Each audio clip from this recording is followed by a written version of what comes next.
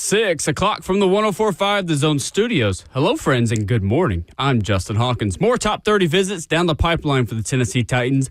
Edge Femi Oladejo of UCLA has a 30 visit with the Titans today. Plus, former Tennessee defensive tackle Omar Norman Lott and Louisville cornerback Quincy Riley have visits coming soon. The Titans will also be meeting with veteran offensive tackle George Fant today. And for Tennessee football, the Vols fill a home-and-home series void on their schedule with Georgia Tech in 2026 and 2027 after Nebraska and head coach Matt Rule bowed out back in February. And yes, the 89th Masters Tournament returns today. Defending champion Scotty Scheffler opens as his tournament favorite. His tee time is at 9:15 a.m. Central Time. Scheffler is ahead of Roy McIlroy, who tees off at 12:12 p.m., and Bryson DeChambeau, who tees off at 12:23 today.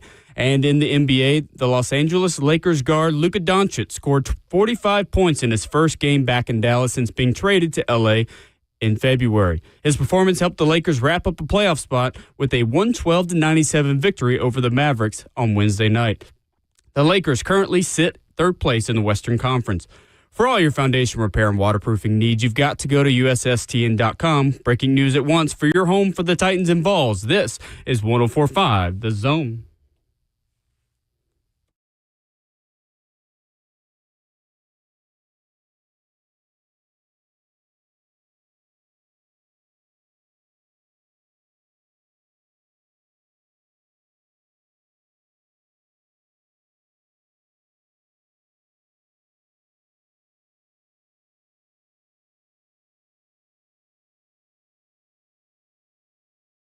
Thursday morning at RKW, getting started on this beautiful day that we call Friday Junior on this radio program. 615-737-1045. You guys liked the blind draft resume segment so much with quarterbacks. I had the thought, let's just run it back with wide receivers. And we'll make it a little bit easier for Ramon and Kayla this time. We've got 5 wide receivers, 3 of them currently in the NFL, 2 of them NFL draft prospects. We're going to lead the show off with that here in 20 minutes. Yes. Coach Mack talks Titans as he does every Thursday at 7:20. Ramon Foster's got some storylines. He'll be on the call for the Forbidden Spring Game. Yeah. This weekend in Knoxville. You can't watch it, but he can. Mm-hmm. You can buy a ticket and watch it. You can listen to it. So we'll have you ready for that. Plus, bold predictions in the NFL draft. It is time to start putting some things on paper. What do we think's going to happen? That's beyond just the Titans are going to draft Cam Ward. Coming up later in the show. It is Masters Thursday. It's a great day to be alive in beautiful Music City, USA on April the 10th, Thursday morning. How we doing? Good morning. Good, man. Good morning, everybody. Will, Kayla, Jay Hawk, good morning. Yes. That might be the most used drop this week. It should be. It should be this week, Every man. segment. The Masters has fallen on my algorithm. Oh, yeah. And it is, the NFL is nice. I know the NBA. It's not as nice as Augusta, that's for sure. The NFL is nice. Listen, there's some man. pomp and circumstance just in the air. Yeah. So at events like it feels terrific. Like league events, like they have like suites, like Nike show up and Adidas, and everybody shows up and everything. Like, and it's in like hotel rooms, or like they'll have a suite. I don't know whose wife it is, whose algorithm I'm following on, but at first I noticed it was like this family of like 6 folks. And Tony Finau's? Tony Finau? I'm going to find it in a second. That could be it. He's got a big fan. No, probably Tony Finau. Is that who it is? Probably. I bet it is, yeah. Well, that's, yes, with an F. Yes, 100%. Big family? Yeah, big family with kids. Just had a new baby and stuff, too. Yeah, that's Tony Finau. Flying private to the Finau. Tony Where you be now? Who he be? Yeah. Hey, his wife is doing a vlog of the Masters. Yeah. A lot of the wives do that this week. Yo, I thought we got it good in like the NFL. No, because different. Nike's got a private house party for their clients. Yeah, I'm sure. And listen, For sure. the house in general, okay, for you to rent a place this nice in Augusta, I'm sure it costs you $13,000 a night, okay? And on top of that, the Nike suites that they got, like, it's like they are making custom-made Nike items for the clients and families and the babies and the kids. Yeah. Like the little baby shoes I've seen. Yes, she posted those. Yes, it is Tony Finau. He's like, I'm Jenna addicted to Sims this now. is Brooks Koepka's wife. She's very active with this stuff. Max Homa's wife does the same thing. Lacey They just had their first kid. They're about to have another one. They just had a pregnancy announcement at Augusta, which is kind of a wild place to do that. Yeah. No, yeah, it's if you get into the weeds on like the Berkman's place also, which is like the nice tickets where you get to stay on property in this like villa kind of situation. That's incredible. Like there is a level of luxury that most human beings will never even see with their eyes that people are enjoying in Augusta, Georgia this week. I'm seeing it right now. Like, this is like individual, like, there's shoes in a backpack for them that are custom It's pretty made. crazy. Right. It's like, and I know these shoes are very exclusive because they're Masters green. Yep. Yes. They're cool. And They look good, I They think. look real good. And it's for the par 3 tournament, I think, too. Yeah, it was yesterday. Yep. That was yesterday where the kids can go out there or whatever. It was one of those. Yeah, so it was, the kids just pulled this stuff out because this is their normal life. So it's nothing new to them. I know. But it was super fascinating. Like, Tony Finau, like, just, I don't know much about him. Yeah. He's one of them dudes. He's it's interesting, like his growth in the game, I guess you could say, because I don't think you'd call him the most popular player on. He's become a lot more popular. But and I think he's good about sharing. He's been on the show that's on Netflix before. Full Swing. Full Swing. Okay. Really relatable guy too. Really down to earth, and I mean, good golf game. Not extraordinary, but great guy to follow. Okay. And root for. I saw the red light. I know, I did too. Do you remember back in 2018 when he dislocated his ankle? Yes. Yes, back in 2018, he on the par 3 contest, which yesterday was the par 3 contest, he had a hole in one. Yep. He was running to celebrate, and in the middle, he turned around, and as soon as he turned around, his ankle literally dislocated, popped it back in, and started limping. He Still played the Masters. He's number 34 in the the world. He's pretty dang good. Okay, Tony Finau's a Ryder Cup I reserve great for like the top 10, I guess, when it comes to golf, because everybody's good. Yeah. If they're on the tour. Yeah. He's gotten but as high as he's top solid. 20 before. He's solid. Or even top. He has been top 12 in his career last year, actually. So, no, I'd say he's, as far as Americans go, he's one of the top 10 Americans in the world right now. Okay. Americans for All sure. right, for sure. It's kind of, you can't really take into stock what they're ranked right now because it's so early in the season. But their marketing and he's good just to follow. it's so big anyway. Because I was for just sure. looking like he might have his family might have flown down on somebody else's jet. But just looking at this it's family, his. Yeah, I'd that's say his. it's his. Yeah. I'd say, Never mind. I would say he's got private everywhere. he doing all right. He's then. top Oh, level. yeah. He's doing you're. This is new to me, so I was just trying to figure out what's what. Not that it matters, but I was just like, all right then, Tony Finau. But there's another one I fell upon too is Juju Chen. I guess whatever. I don't. What is this? Sahith and Carl's relationship. Sahith. See, he's Tagala. Yeah. Ah, okay. So his Tagala is a newer golfer as He's well. a long, slender dude. Yeah, so I'm looking at him right Younger now, guy. and I'm guessing before the Masters popped off or whenever it was, but he gifted his caddy a Rolex Daytona, a black with gold trim. I and love your was just- algorithm. Your algorithm. It's not just like you're watching the golf. Yeah, I you're got seeing sports. the behind the scenes. I got sports and luxury over here, Of the Kayla. Get you Masters. some, all right? Come over here and get you. Look at this watch, man. That's great. This is this is one of those watches. Wow. Like a black and gold Rolex. bigger than my You're face. not watching on 104.5. That's this the episode, one. This is the Paul Newman one too. This isn't it, but this is the style of it, man. I This thought you were is- gonna look down and be like, "This is the one I'm wearing this morning." I know, me too. I was like, wait. Not this morning. It's on at my least. list. Yeah, I was gonna say Exactly. not today. My but short list is. It's on my maybe short tomorrow, list. leading up to the Orange White game. We'll see. It's like the That's a big lineman game watch. gifting. Yes, it is, and he got the rubber band with it, so it's more sporty for him too. Look, I that's didn't want to cool. derail us, but like the Masters,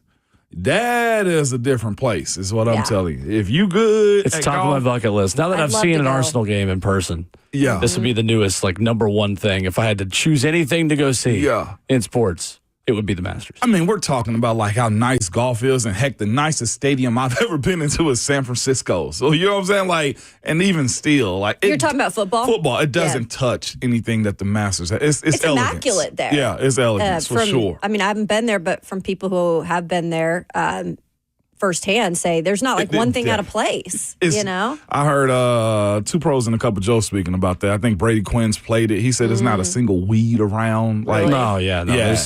There's not a single piece of grass out of place. Not as like it is. It's heaven. do you have a price in mind you guys would be willing to pay for a ticket? No, that's hard to. just tickets. If you win in the lottery, aren't that bad. It's Right. the resale part of On, it that is like exorbitant. And once you get in, you're not spending a lot of yeah, money once on you're in, food it's and cheap. drink. So the clubhouse stuff that everybody buys is like fair $2.50. price too. Okay. Yeah, Like it's a beer's, I think, super affordable. like literally $3. Okay. The pimento cheese sandwiches are $2. I'm pretty sure. That's why I would go. It's for the pimento cheese. Pimento yeah. cheese, yeah. And I then can make those so here. good. I don't know. They're egg salad sandwiches, though. I did. I did. They're famous. I made the official cocktail of the Masters yesterday, which I thought was very cool. And then Peyton goes, "Oh, so it's just like a vodka lemonade." And I was like, "Well, dang it! Now I don't feel as cool." Oh, no. All it is lemonade, vodka, and grenadine, but it's like pink, so it's Right. called the azalea cocktail. Okay. I'm So with it. just make an azalea, sit outside a little bit today, just enjoy the Masters. And Timothy said it's a so little excited. stuffy there. And said so stuffy? at the And Masters. think about the crowd. Yeah, I mean, Well, it's not the waste Everybody. management, right? yeah, it's definitely. Little stuffy. What are we doing, man? Can stuffy. nothing just be sacred in life without us trying to make it not cool? Like, it's the Masters. What are we? Sure. Like, everything, if you try to Likely very go stuffy. with the stuffy people, you can make anything stuffy in life if you really want to. Just let some things be fancy and ornate. I'd be stuffy for a day. No, 100%. I mean, take me Thursday through Sunday. I'm in that life right there, 100%. I could see you in like the little hat, Listen, like the I'm all Masters in. outfit. You got to be a chameleon to Yeah. these type of places. Fit in. A stuffy, yes. We're yes, not we going are. to respectfully anymore. I think you of would those tower comments over the rest of the everybody, morning. though. How much would you fit in? I would be an attraction 100%. Like 100%. That's the reason I hate going to bars like that. Right. Seriously. Yep. But I'm all for it though. It can't be that stuff if you're eating egg salad. To be No, completely yeah, honest. That's what I'm it's saying, so right? just It's some things $1.50 too. are Yeah. just old fashioned and simple, and it's great. Yeah, nah, I'm here for it. Now, getting in, the folks that's charging you extra to get in, like, that's Yeah. what makes it it's not stuffy. great. Because it puts it to a certain crowd. So. Well, we will keep you updated throughout the morning with our Masters leaderboard updates can't wait. here on Ramon, Kayla, and Will. To the next segment. When we come back, we're going to talk about blind wide receiver resumes. 3 current NFL receivers, 2 NFL draft prospects, all drafted in the last 5 years. Make it really simple. Even though there are a lot of wide receivers that have been drafted in the first round of the last 5 years, that is next.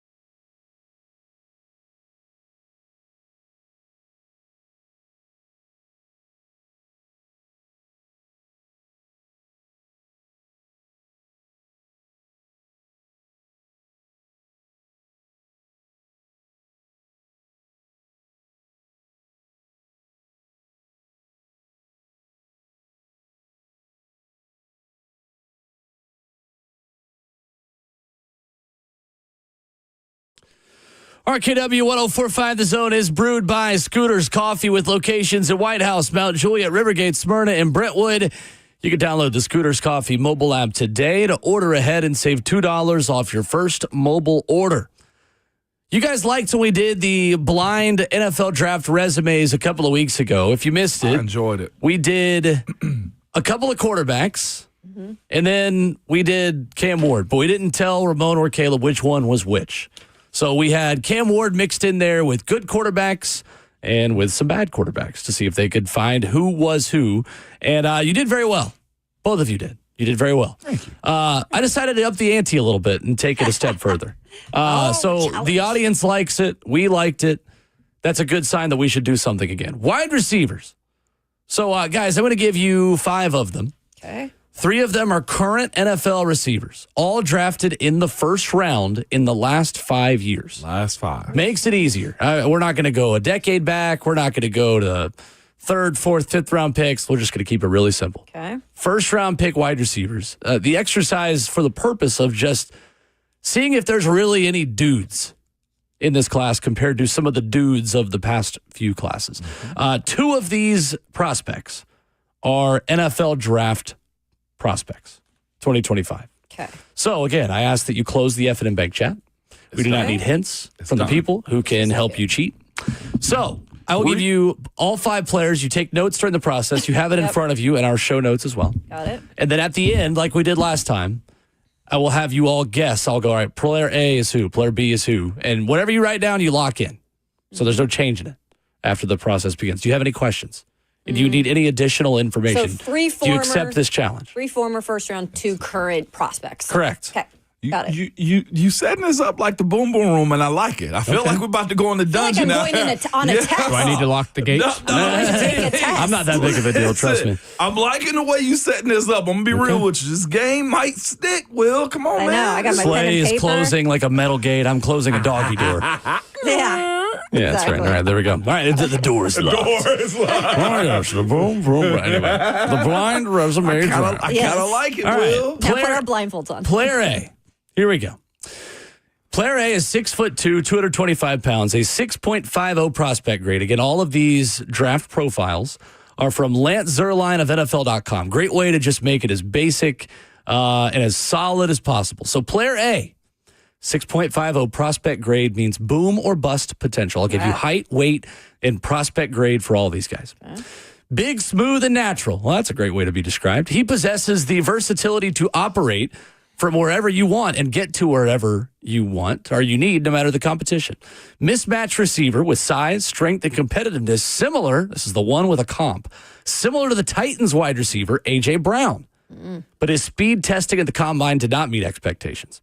His team benefited by putting the ball in his hands from a variety of alignments, and there is no reason to believe NFL play callers won't benefit from doing the same. The tape is extremely exciting with real NFL skills jumping off the screen, but his potential to become a high-volume 3-level target is a little more cloudy after a relatively disappointing showing at the combine. That is player A. I think I got it. That is player Okay. A. I think So, I got it. you guys feel confident on player A? Yeah. I do, but I got another in mind. Okay. I got a more recent one in mind. I feel like this is going to not help fans. All right. Okay. I like that, Will.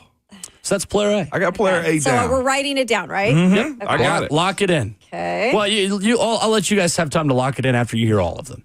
Oh, okay. That's fair. Yeah, but just who do you think? Write an idea. Sure.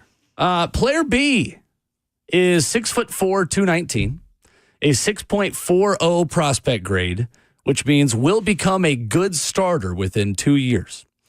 This wide receiver is a possession wide receiver with the size and ball skills to create big wins deep. He's a linear route runner who wears press coverage early and coasts too often on deep routes. But he has a feel for uncovering underneath and can play over the top of cornerbacks for easier jump ball wins. He is instinctive with a feel for adjusting his routes and working back on throws to make the quarterback's job easier. He needs to show more consistent play speed and physicality to protect his workspace. His elite ball skills set him apart, though, providing a higher floor as a Z option with mismatch value in the slot. Player B. This one could be either one of them. I feel There's like not a the lot names. of 6'4s. I feel like the names I'm writing down legitimately could be somebody Could be multiple this people. year. Yeah. It could be multiple people, and I don't know if that's a good way to evaluate these guys at times, man, because it seems like they're all the same thing. I like it though, Will, because I feel like I'm gonna miss out on the current prospect. What do you what trips you up about this description? The combat side of it and down the field. Okay. The combat and down the field. Sure. Is where I was on this one. I probably Coast screwed too often. That's Coast too interesting. often. Yeah. Yeah, That's so I'm like fascinating. trying to put that to somebody. Interesting. Yeah. Because I got to make sure I'm only doing 2 current, two. Yeah. No. You know? 2 prospects. 2 prospects. Yeah. I'm with you. Okay. So Player C. Again, that we're doing wide receiver blind dating. These are blind NFL draft resumes. 2 prospects, 3 current NFL first-round picks from the last 5 years. Player C is 6 foot, 200 pounds, 6.86 prospect grade, a year 1 starter. The next big thing coming out of his school's wide receiver room. With the, again, I've changed it to his schools. That way it doesn't give it away. With the pure explosiveness and talent to be mentioned in the same breath as former stars from his alma mater in the league today. Despite a lack of polish and precision as a route runner, his gliding movements and speed alterations seem to disguise the top-end speed and separation potential that await opposing coverages. He's a bouncy leaper. That's a fun one. With the athletic ability to make the impossible catches possible.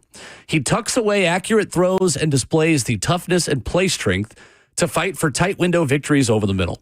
He will need to address his tendency to track and play deep throws with finesse, or his early advantages will turn into 50-50 battles. He can play all 3 receiver spots and has the profile to become a productive, high-volume target over all 3 levels as a potential wide receiver 1. That is player C. I officially don't like you now. I think that could be. Why don't you like it? No, I That could officially be a don't like couple you different now. guys. Because yes, Kayla, that is so blind. You could have left the school in there. You could have did something. Will, I'm thinking to myself. You mentioned the next one up from the school that he's from, and immediately I'm like Ohio State, and then I'm like no, LSU, and then Yeah. I'm like no. Which just could between be those 2 Georgia. schools, there's like 10 There's options. so many wide Exactly, dude. receivers. Yeah, one of these I made really easy. One of them I made medium. One of them I made really hard. Yeah, and then I'm I'm looking not at even going this. to tell you which one this is. I do have a list of like draft picks from every Yeah. year, wide So do receivers. I.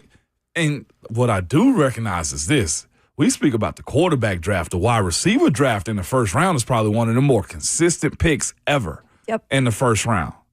And yet That's why I still chose don't this know position. one. Yep. Yeah. We might do this with running backs in a Ooh. week or so, maybe, because that'd be tough. We too. talking about like we should go early 2000s on that one. Though. Sure. That wouldn't be good. Oh yeah, Dealer's that'd be choice. interesting. Player D, 2 more players. Okay. Player D is 5'9", 182.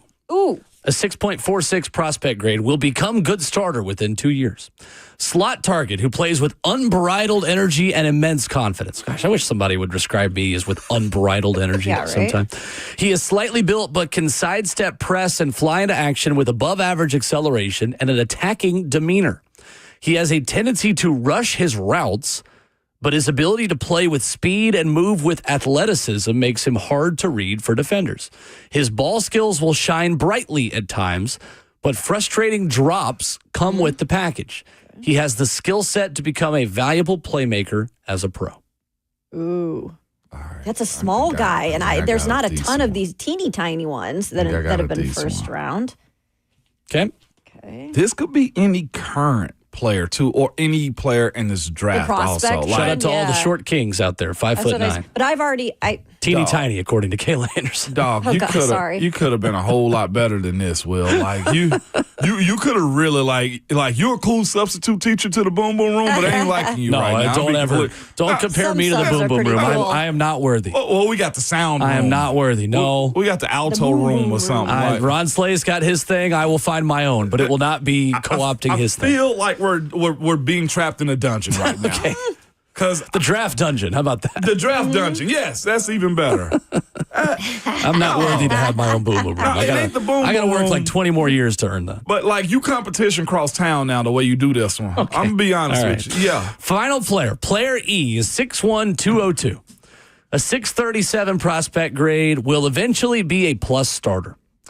Fluid athlete with good size and quality ball skills who works primarily from the slot.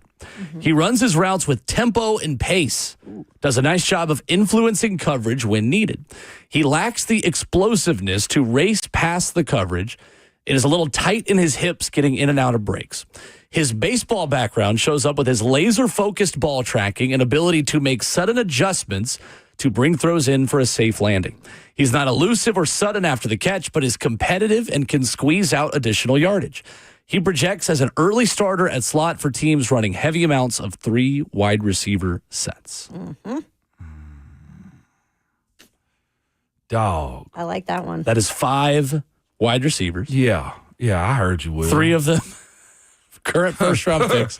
2 of them draft prospects. Before we reveal y'all's answers, which ones do you feel most confident on? A is the only one I feel that comfortable in. And the last one. Okay. The last one you feel comfortable with? Yeah, because What do you, go ahead. I've done a little research on that one. Not surprised on that one. Yeah. What do you not feel confident on? Which is the one you don't know? B and D. C and Okay. D. I still ain't got an answer for E. Okay. Hold up. Let me go back. I got to count to make sure I only have 2. I'm pretty sure I got B. You got B down? Okay. Nice. All right. Okay, hold up. I ain't got an answer for E yet, Will. Hold up, man. Well, we'll continue letting you deliberate. Yeah, that's what I'm You want to go over the description one more time for E? For the last one? That's what you're still waiting on? Yeah, let me get the last one. Player one more E, time. 6'1", 202, 637 grade, will eventually be plus starter. Fluid athlete with good size, quality ball skills, works primarily from the slot. Routes with tempo and pace, influences coverage when needed. Lacks explosiveness to race past the coverage and is a little tight in his hips, getting in and out of breaks. Baseball background shows up with laser-focused ball tracking and ability to make sudden adjustments to bring throws in for a safe landing. Not elusive or sudden after the catch, but is competitive and can squeeze out additional yardage. Projects as early starter at slot for teams running heavy amounts of 3 wide receiver sets. All right, I think I'm in. There's one part of that I almost took out because I thought it made it too obvious. Okay. But there are multiple players with baseball backgrounds, so I didn't take it out. Okay. But that does make it easier. I think I got it. All right. Here we go. Player A, again, was 6'2", 225, boomer bust potential, compared to A.J. Brown, had a bad combine, but the tape is extremely exciting. Kayla, who is player A? God, I'm sorry, Titans fans. Oh. I think it's Traylon Burks. I think it's trailing too. Justin Hawkins? Traylon Burks. Traylon Burks is correct. The A.J. Brown comp made this the easiest one. I started you off with a simple one. Boomer bust, yeah. Boomer bust potential. Didn't have a good combine. Yeah. Tape is exciting with skills jumping off the screen. Correct. But the potential to become a high-volume, 3-level target is cloudy. Well, It was the A.J. Brown comparison for me that really threw it Mine out. was the combine part combined with that. Mine was actually the way his team tried to force and get him involved. That too. That Very Arkansas, good. he was a guy. His Yes. quarterback, a big boy. Either way, Sam Pittman tried to get him the Right. football at all times. He was a man. Now the question we got to go back and look at it another time. Were we force fed Traylon Burks from Arkansas in that moment? What do Or you were mean? you looking for a type? Like legitimately, Arkansas had nothing else. So the fact that, I ain't gonna say he didn't have nothing else, but he was the main part of their offense. So everything had to go through him. He was a production by volume guy, not a dynamic guy, looking back at it. yeah.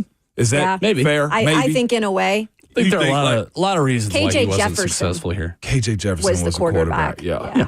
Yeah. Yep. Player B. This was the 6'4", 219 prospect. Grade that says will become good starter within 2 years. Possession receiver, size and ball skills. Has a feel for uncovering underneath, can play over the top of cornerbacks for easier jump ball wins. Instinctive. Who do you think this is? Ramon, you go first on this one. I had a current player in Quentin Johnston, and I said no. I thought it was Quentin Johnston was who it was, but I went in and did a prospect, Ted McMillan. Justin? You stole it. Tech McMillan, Arizona. Kayla? Tedderolo McMillan. Tedderoa McMillan is correct. Okay. That is player B. Bigger guy. 6'4", 219. And then the coasting part, actually, if you started to break it down, Yeah. like there's not a ton of things that you hate about him, Yeah. but those are the little things that stick out when we break down guys like that, and we've broken down him. The fact that I wrote down Quentin Johnston has me side-eyeing Ted McMillan because the deep ball stuff, the inconsistency at time down the field, that was questionable, and it still is for him in his career. He's, brick Butterfinger hands out here. Once again, I think I need to make this harder. Maybe height and weight gives it away. Who's to say? No, but you need it, though, because there's a lot of 6'2" guys. Now, these next three, I'm going to be real with you. I'm probably so those first two are the easiest. No, what the height on that one, and I needed, I had to go back. I had Quentin Johnston down. Oh, okay. So, you had me at first. Okay. And then I didn't have a second current prospect, so that's what got me. Y'all are winning the first half. Yeah. Okay. Player C, again, was 6 foot 200, had the highest grade of any of these guys. Next big thing out of his school's receiver room, bouncy leaper with athletic ability to make impossible catches possible, can play all three receiver spots, has the profile to become a productive high-volume target over all three levels as a potential wide receiver one. Jayhawk. Malik Neighbors. The Z match in the slot is what kind of threw it out for me. Kayla? What did you write down? I hope I flip-flopped this right because I put in somebody else. I put in Malik Neighbors too. Are you switching it now? No, Okay. I'm keeping it, but I had somebody else at first. Ramon? I had Jamar Chase. It is Malik Neighbors. So LSU, Yeah. the room of Justin giving himself applause when he's the one that answers first right. He had the highest You learned. grade of any of them. Yes, he did. Yep. Out of these five guys. He went 6 overall. 6. New York Giants. Sure did. There you go. Ooh, all right. Player D, 5'9", 182. Kayla, who is this? I don't know. Jahan Dotson. I got Matthew Golden. Yeah, this one tripped me up. I'm not gonna lie. I originally had Jahan Dotson, but I switched it up and I went to Texas, but with Isaiah Bond. But I'm not 100% sure what it is. Finally stumped all three of you. This. Let's freaking go. A point for me. What the heck? I thought this was easy. Who's the small man that we're Zay missing? Flowers. Oh. 5'9", 182. Zay Flowers. Oh. That doesn't sound I like also his had Jalen description. Waddle at Yes, one it point. is. Didn't have good hands coming out of Boston College. Ah. Had a case of the dropsies. That was a good one. Will become is Zay Flowers. he a good starter? Now he is. Yeah, absolutely. Yeah, Starter. now it's like, okay. So what I tried to, I'll explain my method after we do the last one. Player E, 6'1", 202. Kayla, who is it? Mecca Ibuka. Ramon, who did you have? I got Ricky Pearsall. Justin? I believe this is the last one in this draft, so I also went Emeka Buka. I'm never picking one of Kayla's favorite prospects into these ever again. I do my research. I know, but that's what gives you the advantage on your guys because you are very loyal to your guys. Well, So it makes it a little bit sometimes. more challenging. It is Emeka Buka.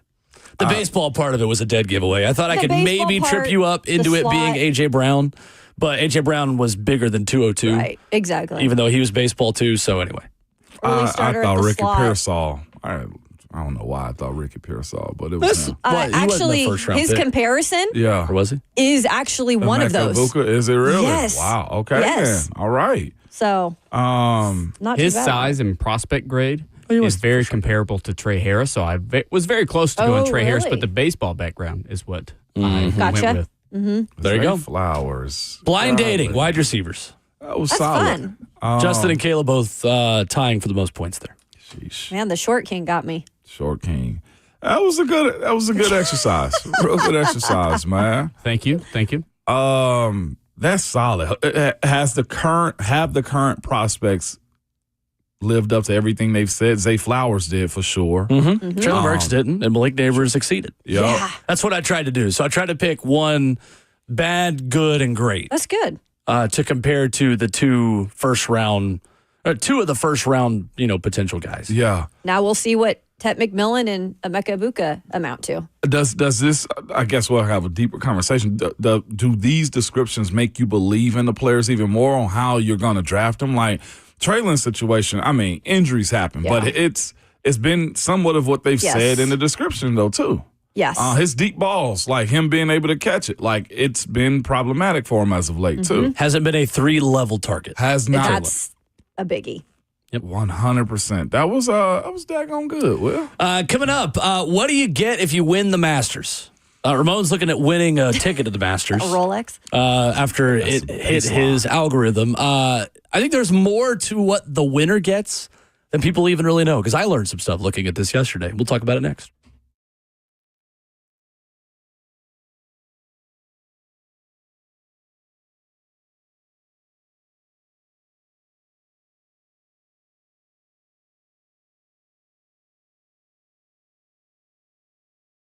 Did you know that up to 50% of the air you breathe in your home comes from your crawl space? Have you looked in your crawl space recently? I get it. Most of us don't even know what's in there, but moisture in your crawl space can create unhealthy issues. And you guys know the amount of rain we've had, and you just got to make sure your house is sealed up really good, man, because that air that's coming from your crawl space, well, you breathe on the first floor of your home daily, just so you know that, man. And that's where United Structural Systems can help you.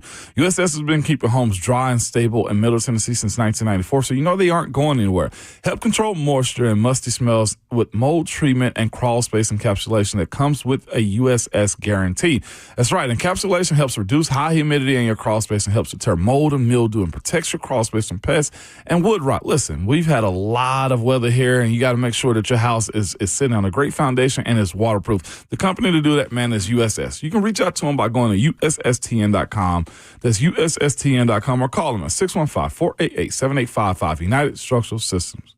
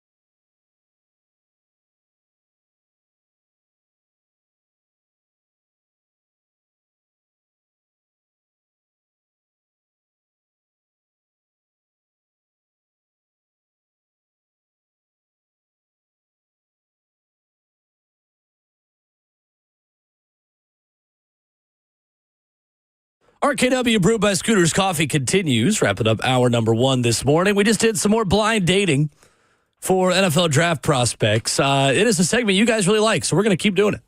Honestly, I thought maybe would just do one other position. We could probably do every position in the draft and compare them. Now, the more minute positions we get into, the more we're going to have to probably make it easier, again, for you guys. Yeah. Because once we get into, like, tight ends, Oh my gosh. you're like, all right, you drafted in the first 3 rounds, the first 10 years. Because there aren't really that many to You could choose do from. stars. Stars. Do yeah. stars. But if I only pick It's stars, then it makes it easier, too. If you do offensive lineman, then I'll just concede. I know. Ramon would like will lock in. shine say at that, but they one. describe us a lot of the same Do they? traits and stuff. Yeah, that's Yeah, right. 100%. So the Masters winner, we know, gets a green jacket. Did you guys know the jacket can only be worn on Augusta grounds? Didn't know that. It's in a locker. After Interesting. the fact. Yeah, Yep. it's in a locker. So champion can keep and wear the green jacket anywhere they wish for just under a year. They have to hand it back before the following year's event. So you can keep it for a year, like in your house. Then you Okay. got to give it back. Money. Actually, not that crazy compared to other events, but still, a lot of money for us mere mortals. 2024 record purse for the Masters. The winner pocketed $3.6 million. Total purse was $20 million. The total prize fund, again, $20 million for 2025. No increase on last year. And obviously, all these purses have increased because of LIV. Yeah. So LIV Golf has kind of incentivized golf tournaments to add their money because LIV has unlimited money. Only the Players' Championship, which pays the winner $4.5 million from a purse of $25 million, has more than the Masters. A 5-year exemption to the PGA Tour and golf's other 3 majors, something you get as a part of the Masters winner. You get a trophy that depicts the clubhouse, introduced in 1993. You also get a gold medallion. Ooh. 3.4 inches in diameter, weighing 2.3 ounces. Open-ended Augusta National Invite. This would be the best part of it. You never have to sweat making the Masters again. Like, there are good players that are not in the Masters. Like Gary Woodland and Ricky Fowler didn't even make it for this weekend. Not even playing.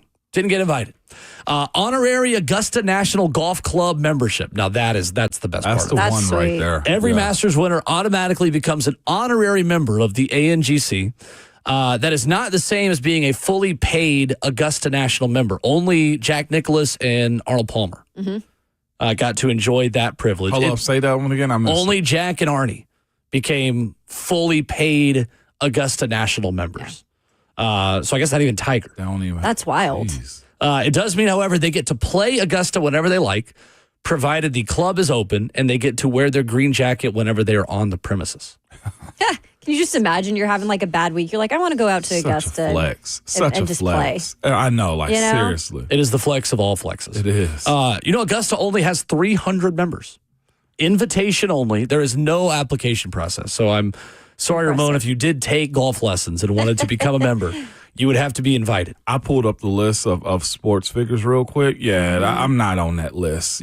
Can I give you a couple just right Sure. quick? That have access? Actual members of it. Roger Goodell. Yep. Lou Holtz would not. I would think his golf swing is trash. Does that mean the guy in the Pat McAfee show who imitates Lou Holtz gets to go? Right. Yeah, right. But Peyton and Eli.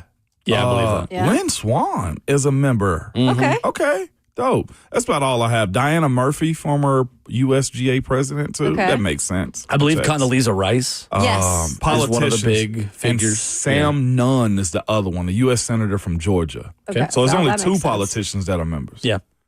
100 world ranking points, 600 PGA Tour FedEx Cup points to win, and then you get to choose the Champions Dinner menu for the next year. He What would posted. you guys I saw get? We Will's talked about this yesterday. one of the days you were he gone. was- Let's see if I can pull the menu up real quick. I saw see that. that? You have to do a Scotty meet. Scheffler forgot that he had to give a speech. What's What did that? you say? Scotty Scheffler, so he hosted this year's Champions Dinner. He forgot that he had to give a speech. Oh, yeah. Yeah, I heard him Oh. talk about that. He's like, I just gave some short remarks and went on with And it. that So was he that? did, I have his menu memorized because he's done it twice now. He did a Scotty-style cheeseburger slider appetizer. Ooh. And then I think he did like a Bang Bang shrimp He appetizer. did sweet as hot well. chili and sriracha mayo firecracker shrimp. I really wish I Okay. knew what I was talking about. He the Scotty style means he has French fries on the slider, Oh, heck yeah. and then the entrees he did like a redfish, and then he did the ribeye with cowboy butter. Okay. Yep. Yes, he did. And also Texas-style chili, too. You also that's right. forgot Papa Interesting. Chef's meatball and ravioli right. bites as an appetizer. As an That's right. appetizer? Yep. Wow. And then he did a skillet cookie for dessert. Skillet Which is Oh, elite. can't go wrong with that. I would do, again, I've said this, I would do a Delmonico cut steak with a garlic butter garnish. Then I would do a miso salmon, because you have to have a fish option as well. My appetizers would be toasted ravioli. Have you guys had fried ravioli before? no. Oh, Yeah, with 100%. marinara on the side. Elite. Absolutely. I would do a Sounds vodka good. sauce on the side. It's like a Northeast dish right there. It's I think it's a St. Louis thing. Is Is where it that really? Is where originally it like started? was really popular. I think there's a place in St. Louis that does it. I want to Sounds say good. Emo's does it in St. Louis. But yeah, and then skillet cookies elite. I would do that or mini creme brulees for everyone. Mini creme I do chocolate brulees. mousse. I'd do a brownie cookie or something like that, a brookie probably. brookie? Yeah, I would absolutely.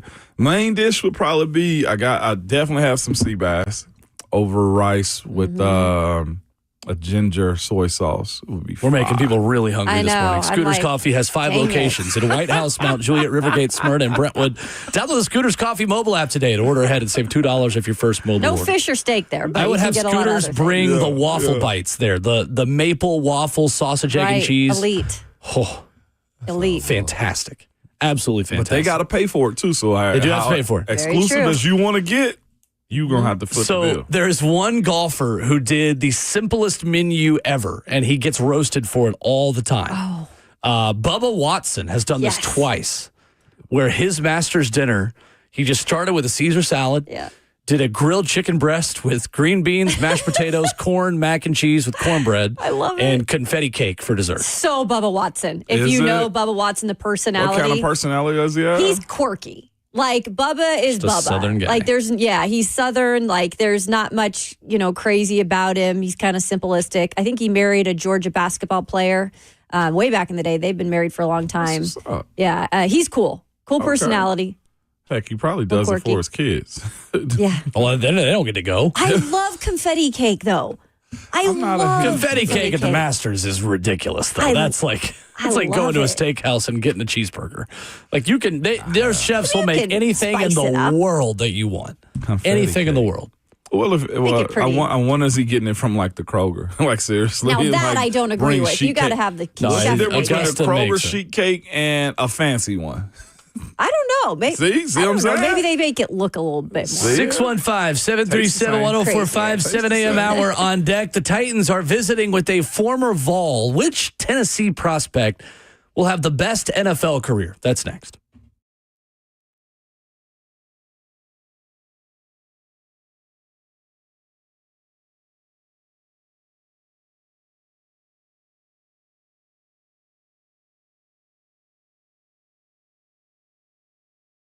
One word that comes to mind when you think about Genesis, good people, integrity, man. This is a company built on a solid foundation with total transparency and honesty. This is why they don't have commission salespeople. They pay their employees, not you. So they aren't under any pressure to sell you anything, and you aren't under any pressure to buy anything either. They share with you the long-held secrets of the diamond industry, teaching you the tricks to maximize maximize your value of your purchase. They show you how to buy like a dealer buys. And another thing at Genesis Diamonds, they don't play the pricing game either. Unlike other jewelers, they work on a very small margin, so they don't mark up to mark down prices. They offer the best value price every day. And when they do have a sale, it's the real deal, not a phony one either. We're lucky to have Genesis Diamonds here. They're not another big box corporate chain store at all. They're locally owned, but with international connection that guarantee no middleman price on every diamond. And don't forget this, only Genesis has the top bridal designer brands that everyone wants. They were handpicked by all the top designers because only Genesis meets the highest standards and quality and customer care that these designers demand. You will love the experience there. Trust me, I've gone numerous times to Genesis Diamonds. They're located in Green Hills and Cool Springs.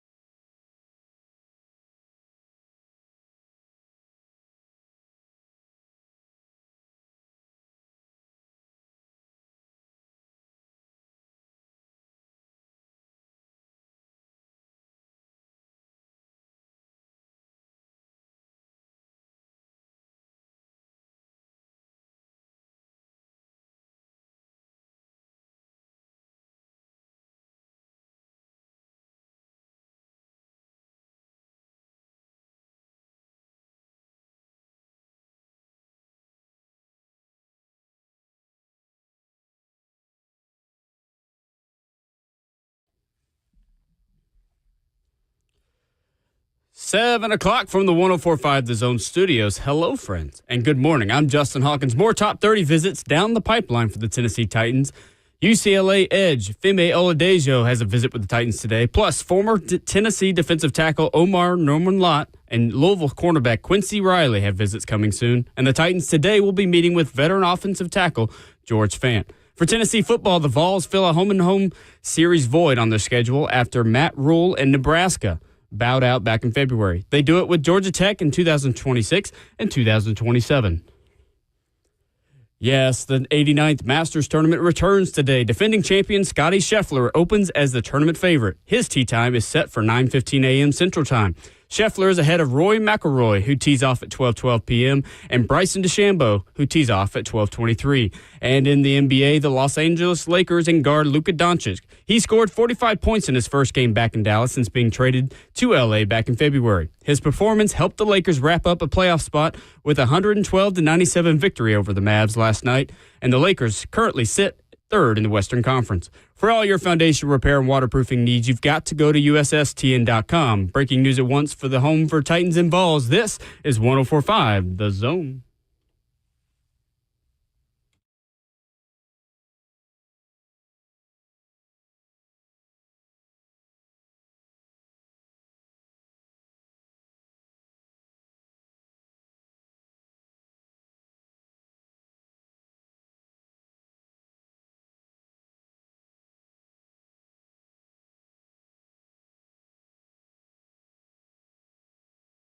Seven a.m., hour 2 on your Thursday morning. This is RKW with the full crew in studio. As always, we are brewed up by Scooters Coffee. You got locations all around you. Middle Tennessee, White House, Mount Juliet, Rivergate, Smyrna, and Brentwood. Make sure you download that Scooters Coffee mobile app today to order ahead and save $2 off your first mobile order. The number is 615-737-1045. The chat is on YouTube, Facebook Live, Twitter, or Twitch. That is where we live stream the show on video. That is 104.5 The Zone TV in the F&M Bank chat. NFL insider Ian Rappaport says that Tennessee defensive tackle Omar Norman-Lott has been busy and in demand. Visiting the Bengals today after, this was yesterday, he said this, after being with the Browns earlier this week. He also has the Bills and Titans this week and next week, the Chiefs and 49ers. He has already visited with the Falcons, Bears, and Bucks. Omar Norman-Lott has got frequent flyer miles. Yeah. He does. Yes, he does. That's so good for him, man, considering the rotation that the Vols had, man, as far as like production not being as high as some other universities that start their guys and keep their guys in. And all the folks I've talked to about him like him a lot. You got to make sure you can keep him on the field. Is going to be one of his biggest things. Usually for guys that have his stature, man, I ain't got his stat line in front of him as far as his height and size, but like those ball of muscle between 6'2" to 6'3" type of guys that are very explosive, you got to make sure those dudes are hydrated and do well with their bodies, too. 6'2", 291. What Yeah, do I there know? you go. From North Highlands, 6'2", California. 291. But his explosiveness, man, is very attractive, and you want that on your team, too. Run blocking is something I think he probably potentially had to get better at, but like his ability to create chaos and get in the backfield is always going to be a thing. I would rate him as a... yeah, definitely a third. Okay. Maybe late second, depending on how popular he is, and also the run of D tackles, too.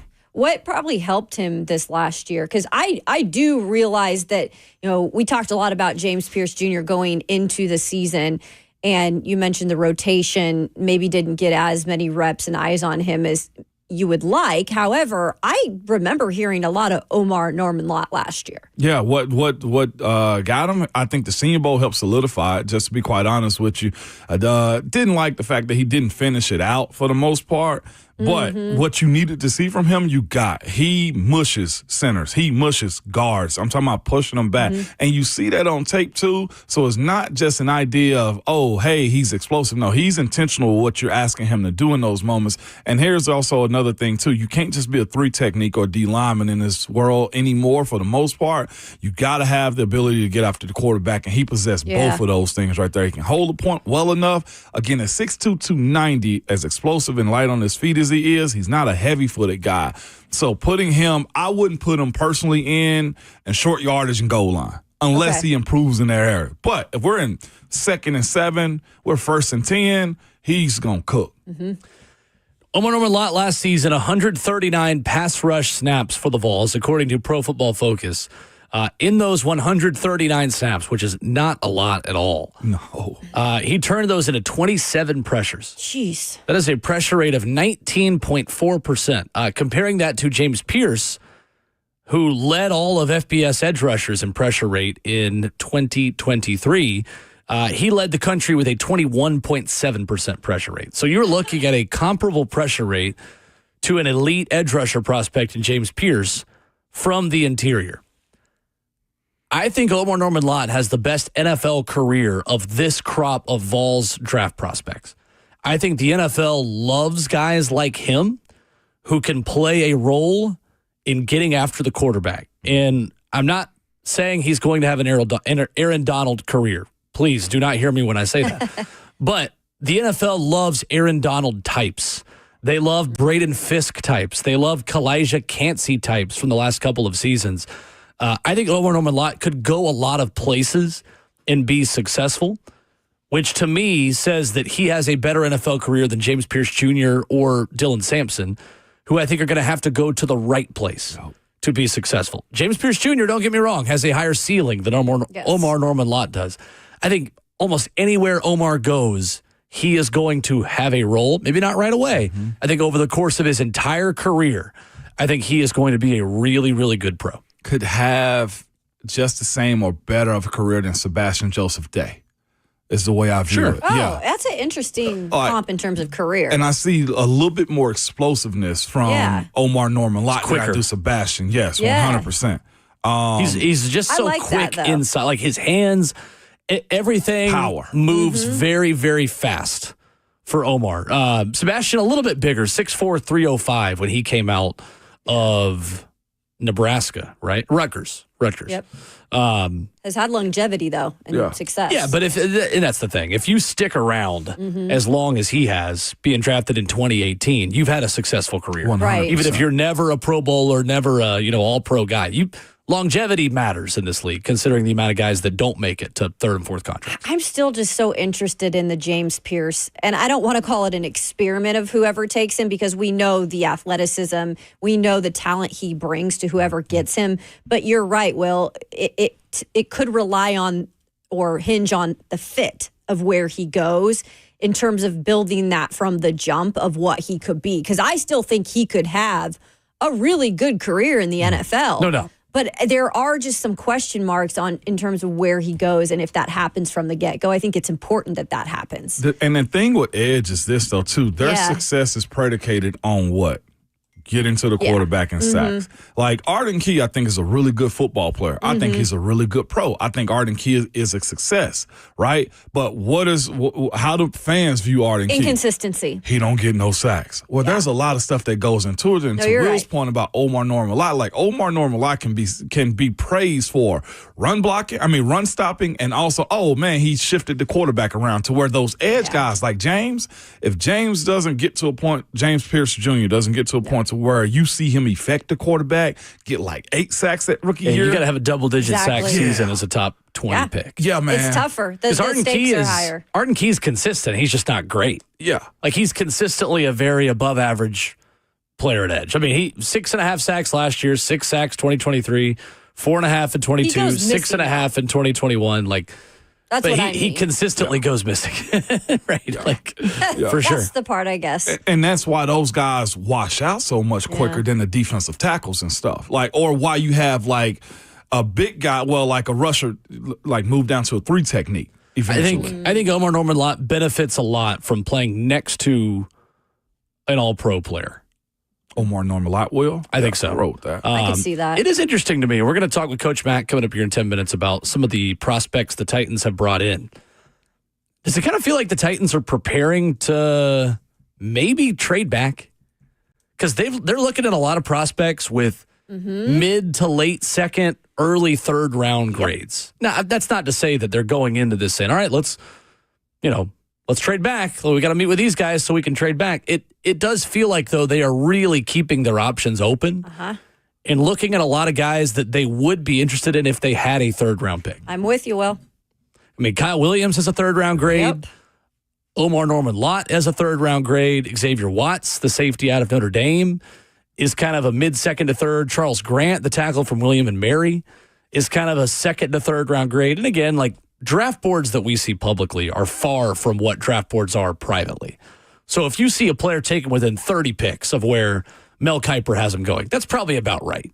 But that is just interesting to me how many of these kind of second, third, fourth round prospects they've started to look at more closely. I definitely thought about that more so when you started to see, you were like, wait, does this really make sense if they're going on a top 30 visit?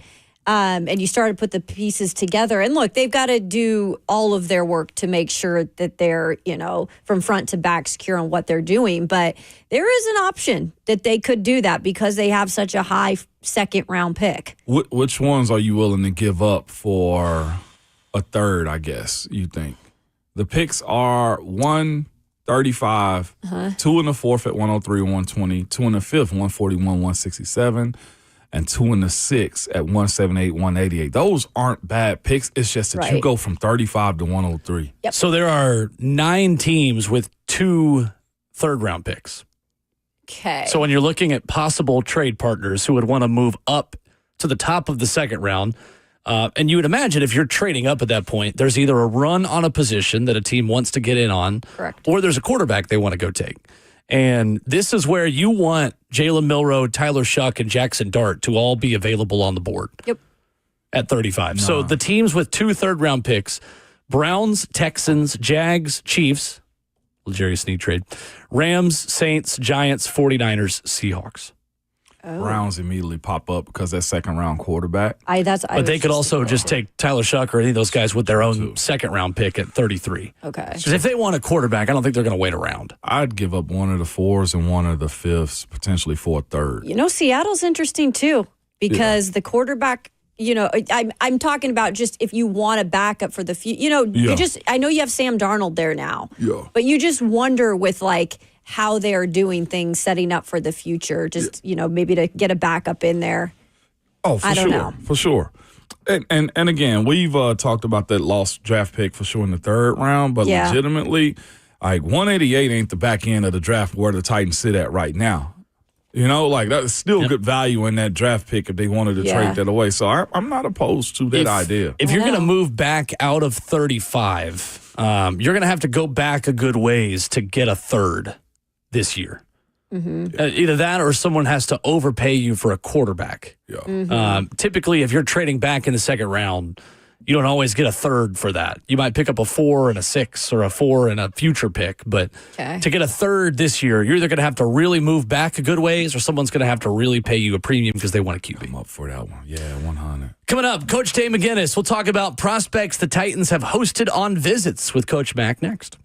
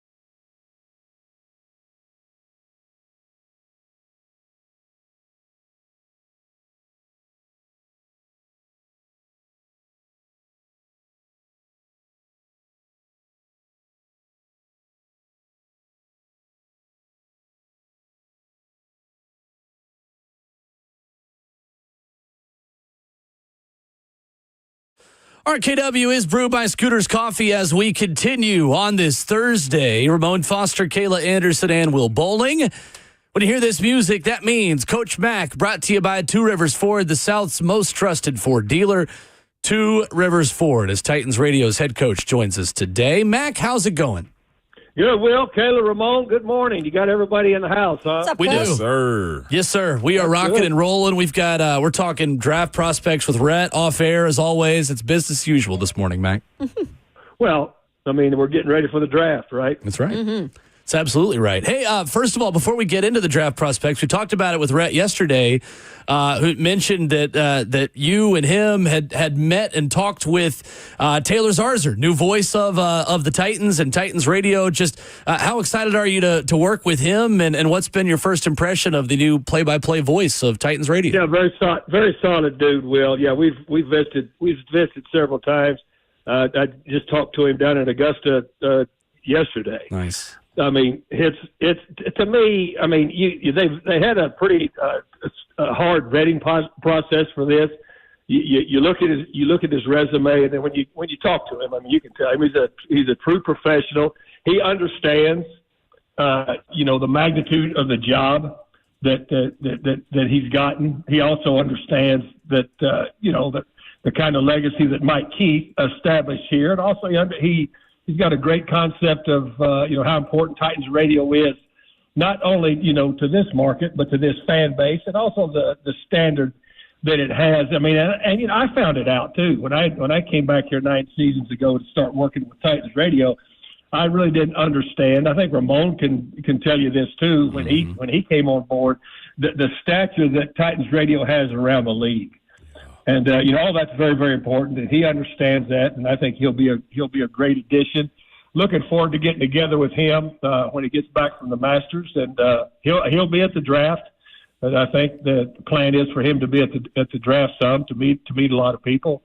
Looking forward to it because it's a big job, and it's a job that we all that are on Titans Radio we take very, very seriously. I love it. Great stuff. Coach Mac with us this morning, scouting some draft prospects as well.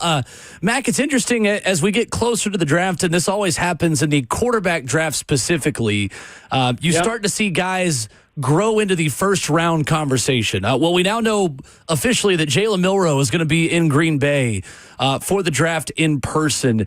When you watch him on film, what about him has teams maybe intrigued and has his stock where it is to where he could potentially be a day one or maybe early day two selection? Yeah, well, of course, the quarterback draft, I mean, we all know this. We talk about it a lot. I've talked about it ever since I've been on the air here, since I got here about the draft, and I learned it myself. The quarterback draft and then everybody else's draft is separate unto itself, other than the fact that, it bumps other positions to another spot if somebody wants to jump up and take a quarterback. That's number one. Number two is Jalen Milroe is an exceptional athlete. I mean, you can't manufacture the athleticism that this guy has. Now, is he the most accurate? Is he the most polished? Is he the most nuanced quarterback? Absolutely not. But, I mean, that's what coaches are for, too. And so you start to look at him, you can see how, and especially some different type of offenses too, that you're going to run. Everybody wants people that can maneuver back there, a little bit. He can maneuver a lot. His athleticism and his foot speed are exceptional. And look, you watch the guy throw, and you see him, on tape. He's got a strong arm. He's not accurate. He's not very nuanced. He's not very balanced when he throws.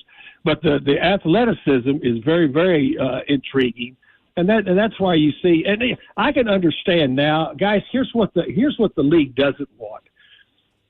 Because the first round is 1 day only, they understand now the importance of what the second round is, especially now the second and the third round. That's why they're starting to invite some of these guys, because it's not a good look for them just to invite guys and then without a chance to be drafted in one of those first 2 days and have them sitting in that green room a long time.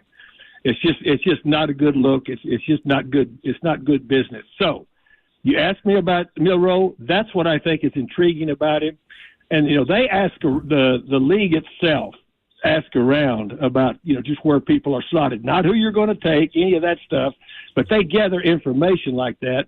I can see the intrigue with this guy, and especially if somebody's set up already, guys, with a veteran quarterback, that this guy's got a time to come in and learn and soak under rather than have to jump in immediately and be the dude. Coach Mack with us this morning. Mack, in that same conversation as far as quarterbacks go, we were having a small one yesterday about Jackson Dart, too. And, these guys potentially creeping up because there's always a run on these guys, and everybody needs them because that's just the NFL we live in today. You view him the exact same way, Coach Mack, as a guy that may need to sit. I think we looked at him as like, okay, the Rams will be a good landing spot with Sean McVay and Matthew Stafford in front of him. How you view his pre-draft just conversation right now? Yeah, I mean, he's a little bit more nuanced, as far as playing quarterback. He's a good athlete. He's not I'm talking about a foot athlete, not a elite foot athlete like Milroe is. The other guy yes, do I view him kind of the same as far as the way clubs are going to look at him? He's a different type of quarterback. The other guy that has been gaining momentum. Now, momentum, and I don't go on the hearsay, but I do know. Some of the legitimate stuff that I was around, although the whole week that I stayed at the Combine and go to Lucas Oil and sit with those quarterback coaches and the coaches around the league. The guy that's got everybody's interest is Tyler Shuck. He's an older quarterback. We all know his story, but I mean, when you start looking at it, and especially in this day and age, he's a guy that's got everybody's interest. Yeah, I mean, you saw him down there at the Senior Bowl, Ramon. I mean, he was a guy that, was is very, very interesting. But Jackson Dart, yes, view him in kind of that same vein. But Tyler Shuck's gaining some momentum, too. Coach Mack, that's interesting about the age thing, man, because like the NBA deals with it often. They want them 18, no older than 21 at times, right?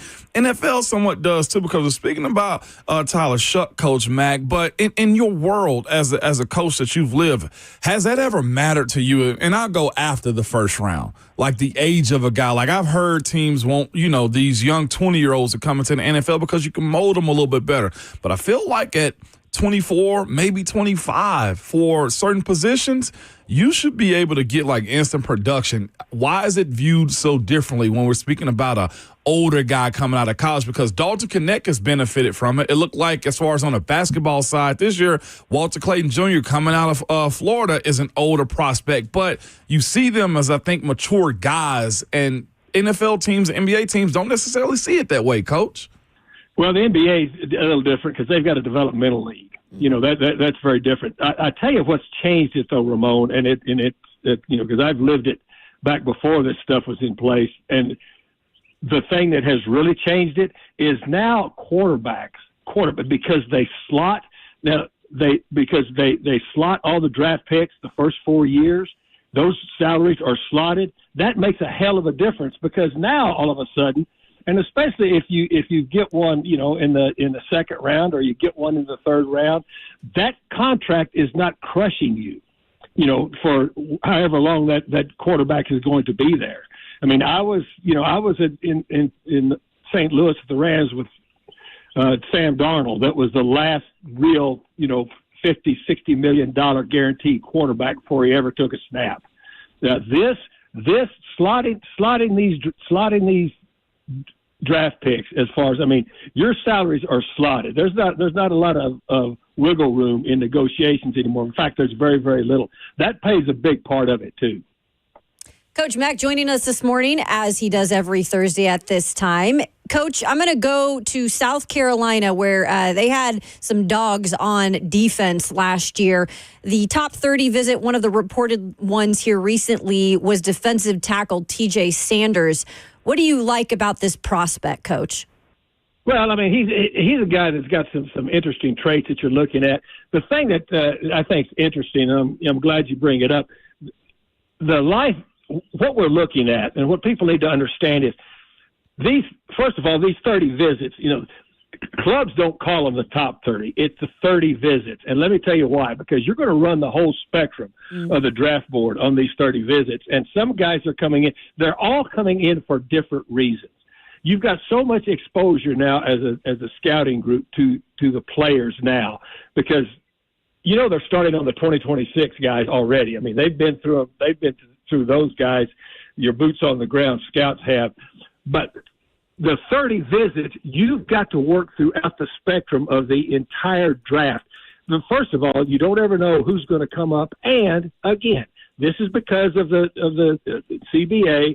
You've got these guys for 4 years. A lot of these guys are going to come back around to you pretty quickly, and some more quickly than others, because as much as people are moving around now, player-wise, in this league, you need a baseline information on a lot of guys. And the other thing is, I mean, we've got a local workout coming up tomorrow. The other thing that's important too, you want to get to know as many of these guys as you can. When you go to the combine, the assistant coaches always you've got the top visits that you have with them, in the room for 18 minutes now, what the time frame is at the combine. But the assistant coaches are with all of their everybody that's there at a position, what we call the train station, every night, as long as they're there, the 2.5 to 3 days that they're there. You want to know as many of those guys as you can, because the other thing that's important, and again, jumping ahead a little bit, and it's relevant to your question, if some of these guys don't get drafted where you think they are, it's a Wild West show. After the draft, with you're trying to pick up these free agents, because you need to fill out a roster with guys you think have a chance are going to help you in training camp. And the more knowledge you have of all of these people, the better off you are. If you'll really look, and again, I don't care what anybody else has them graded. The only people that matter how they have them graded are in that draft room up there at St. Thomas and what they're doing. But you're seeing a pretty wide spectrum of guys they're bringing in as far as where because you can only take one first-round draft pick most of the time. That's what you've got. You've got one of those, but there's a lot more of the draft left, and especially this year with the Titans, if they don't move at all, they've got a 70-player spread, from the second pick to their fourth pick. You've got to cover a lot of bases with this.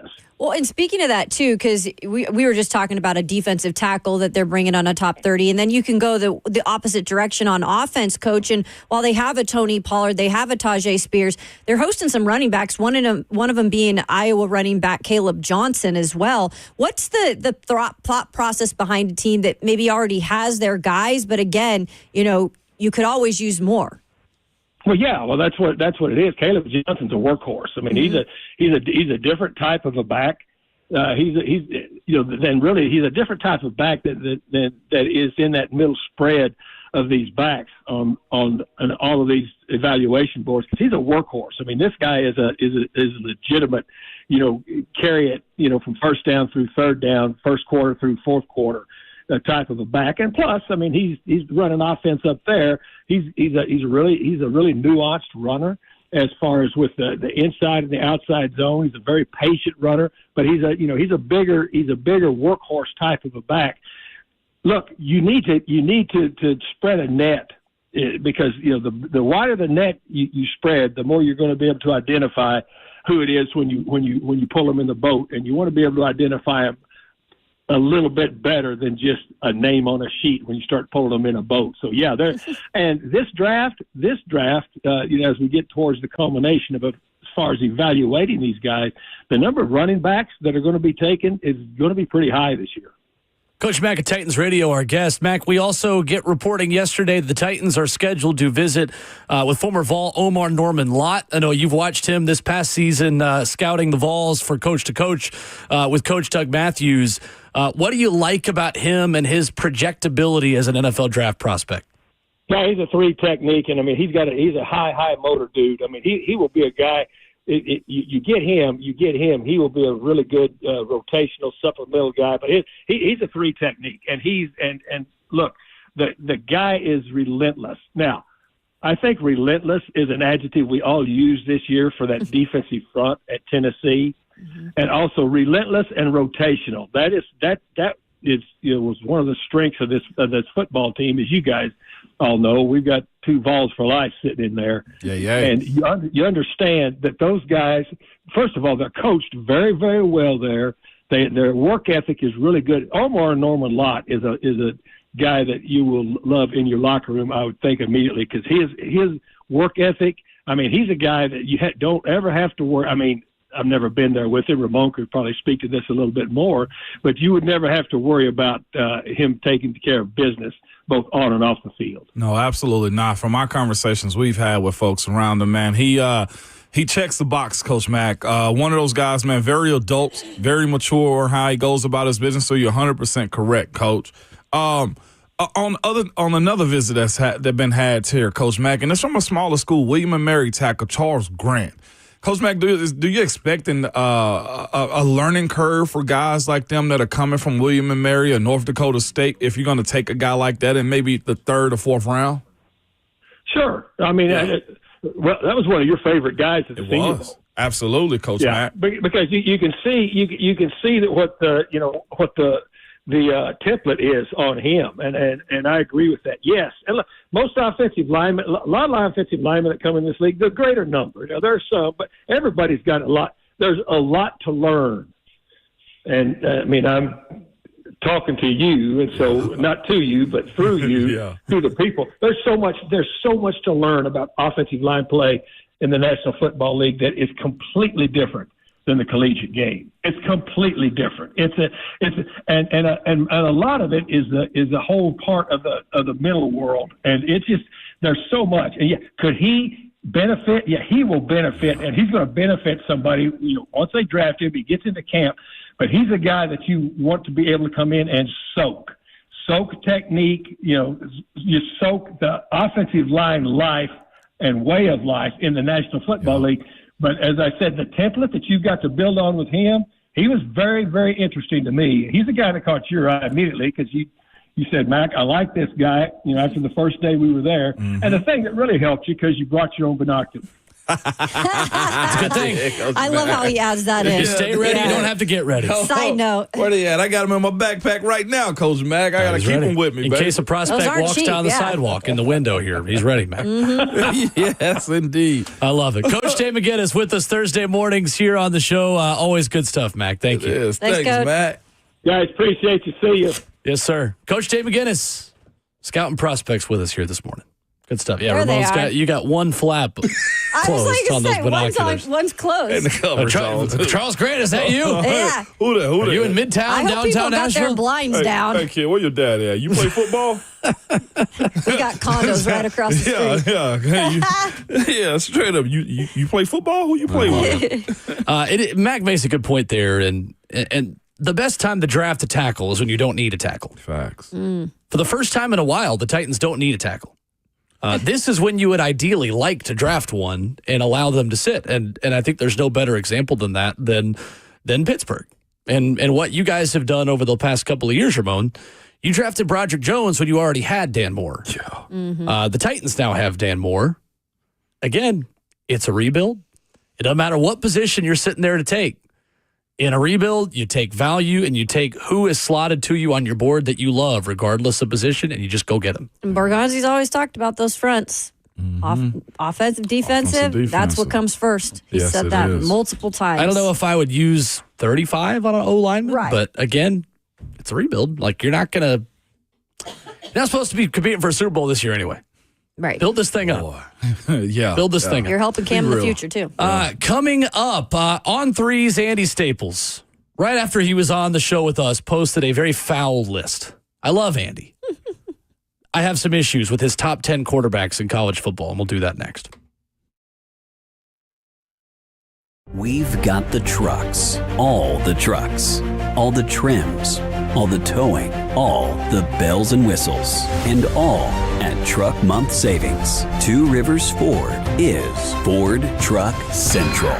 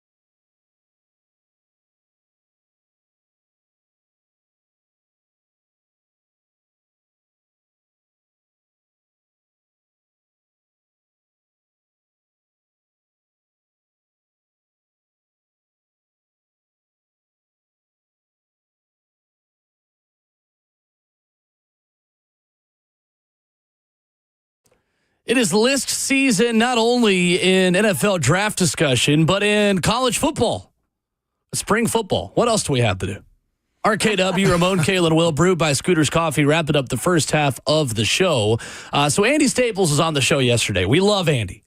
Andy and Ari on 3 is one of the best college football podcasts in the game right now. It is heavy in my rotation, which, by the way, a quick aside. I've recently started doing the whole 1.25 speed on podcasts. Yeah. Life-changing. Is it? I'm not exaggerating. So you speed it up just I a bit. listen to so many more things now. Interesting. Josh Pate's podcast, Josh Pate's College Football Show, Elite. Check the Mic. Sam Monson and Steve Palazzolo, our friends doing NFL stuff, Elite. Yeah. Andy and Ari, Elite. You can get to so much more stuff in your day by going one point. I've started doing that while I work out. 1.25 speed. Anyway, quick aside. He put out a list yesterday, Andy Staples, of the top 10 quarterbacks in college football. And DJ Lagway is number 1 on his list. For a lot of reasons. Other than him not throwing this entire spring, but I was, other than that, like legitimately, I was talking to somebody that's around the sport, that's in the sport, and they said, y'all need to hope. It's funny, just you need to hope that Napier gets fired and they suck, because if they do good, they got a player down there, and DJ Lagway is going to have the SEC in the chokehold. Very good quarterback. I'm not going to diminish his talent level or what he did, and wins over Ole Miss and LSU last year, where he looked good. Gators were 6-1 in games he started last year, 2-4 in games that he didn't. Of course, he came into that Tennessee game and kind of got his first opportunity last season. If he'd played a full season, he would have been on pace for 32 touchdowns and 20 interceptions. Just going to let that breathe for a minute. Lenoris Sellers is number 2 on this list. South Carolina quarterback. Look, Lenoris Sellers, excellent as well. I'm fine with him being on this list. Again, I think number 2 is high. Cade Klubnik, number 3. That one I'm okay with. He was excellent last season down the stretch. He did. Excellent last season. He's grown a lot. I think he comes into this year as a dark horse Heisman candidate, considering Clemson has got a very good wide receiver room on paper. They're finally taking transfers, and he has the same offensive coordinator for a 3rd straight season. That doesn't happen a lot in college football anymore. Garrett Riley and Cade Klubnik for a 3rd year, very intriguing. Arch Manning is 4, Garrett Nussmeier is 5. John Mateer, 6, Drew Aller, 7, Sam Levitt, 8, Darian Mensah, 9, Carson Beck, 10. Nico Iamaleava is an honorable mention on this list. Is Nico a top 10 quarterback in college football? Is he a top 10? No, not right now. Should he be on this list? No, not right now. Really? I don't think Carson Beck should be on this list either, I was going to say, I mean, if he's an honorable mention, I could flip-flop those easily. Experience got Carson Beck on this list, Yeah. I feel like. I think Hype got Darian Mensah, the Duke transfer, on this list from Liberty, if I'm not mistaken. It's where he comes from. He's not Liberty. That's Caden Salter you're thinking of. He was Tulane. The one, Tulane. That's the one that got 5 M's, I think, to go to. And Sam Levitt's numbers were good last year, but they're not crazy different. I'm cool with Sam Levitt on this list. I don't mind him either being on this list, like on the list. I don't mind him being on it. I think he should probably slide down to 10, Carson Beck off, and move somebody else in that we're not speaking of. And nothing comes to mind right now. But Nico being top 10, no. And as of all, I feel like it's okay to say that one too for this year. Nico's impact last year wasn't what these guys was. Right. Just at all, Sure. I don't think. Like, and there was moments we was waiting for Nico to take that step. That's why for me, like, for him to get on this list, well, for this Vols team to be good, you got to see him, in my opinion, straight up win games. Yeah. And I think part of that too, guys, is not knowing how this young wide receiver core will step up as well, what the offense might have some tweaks in it. I think that all maybe comes into play on this list, because I think we talked a lot about him last year and what he could do that season. And obviously he didn't get to that level yet, and it wasn't all on him. But maybe there's some reservations of just wait and see to put him in that top 10. But I'm okay with it, though. I'll be completely honest. I am. I think we've overcorrected on Nico Iamaleava. Overcorrected. I think last season, myself and many others put unfair expectations on him, and now we have flipped. I don't think now he's getting enough credit for how good he was last season.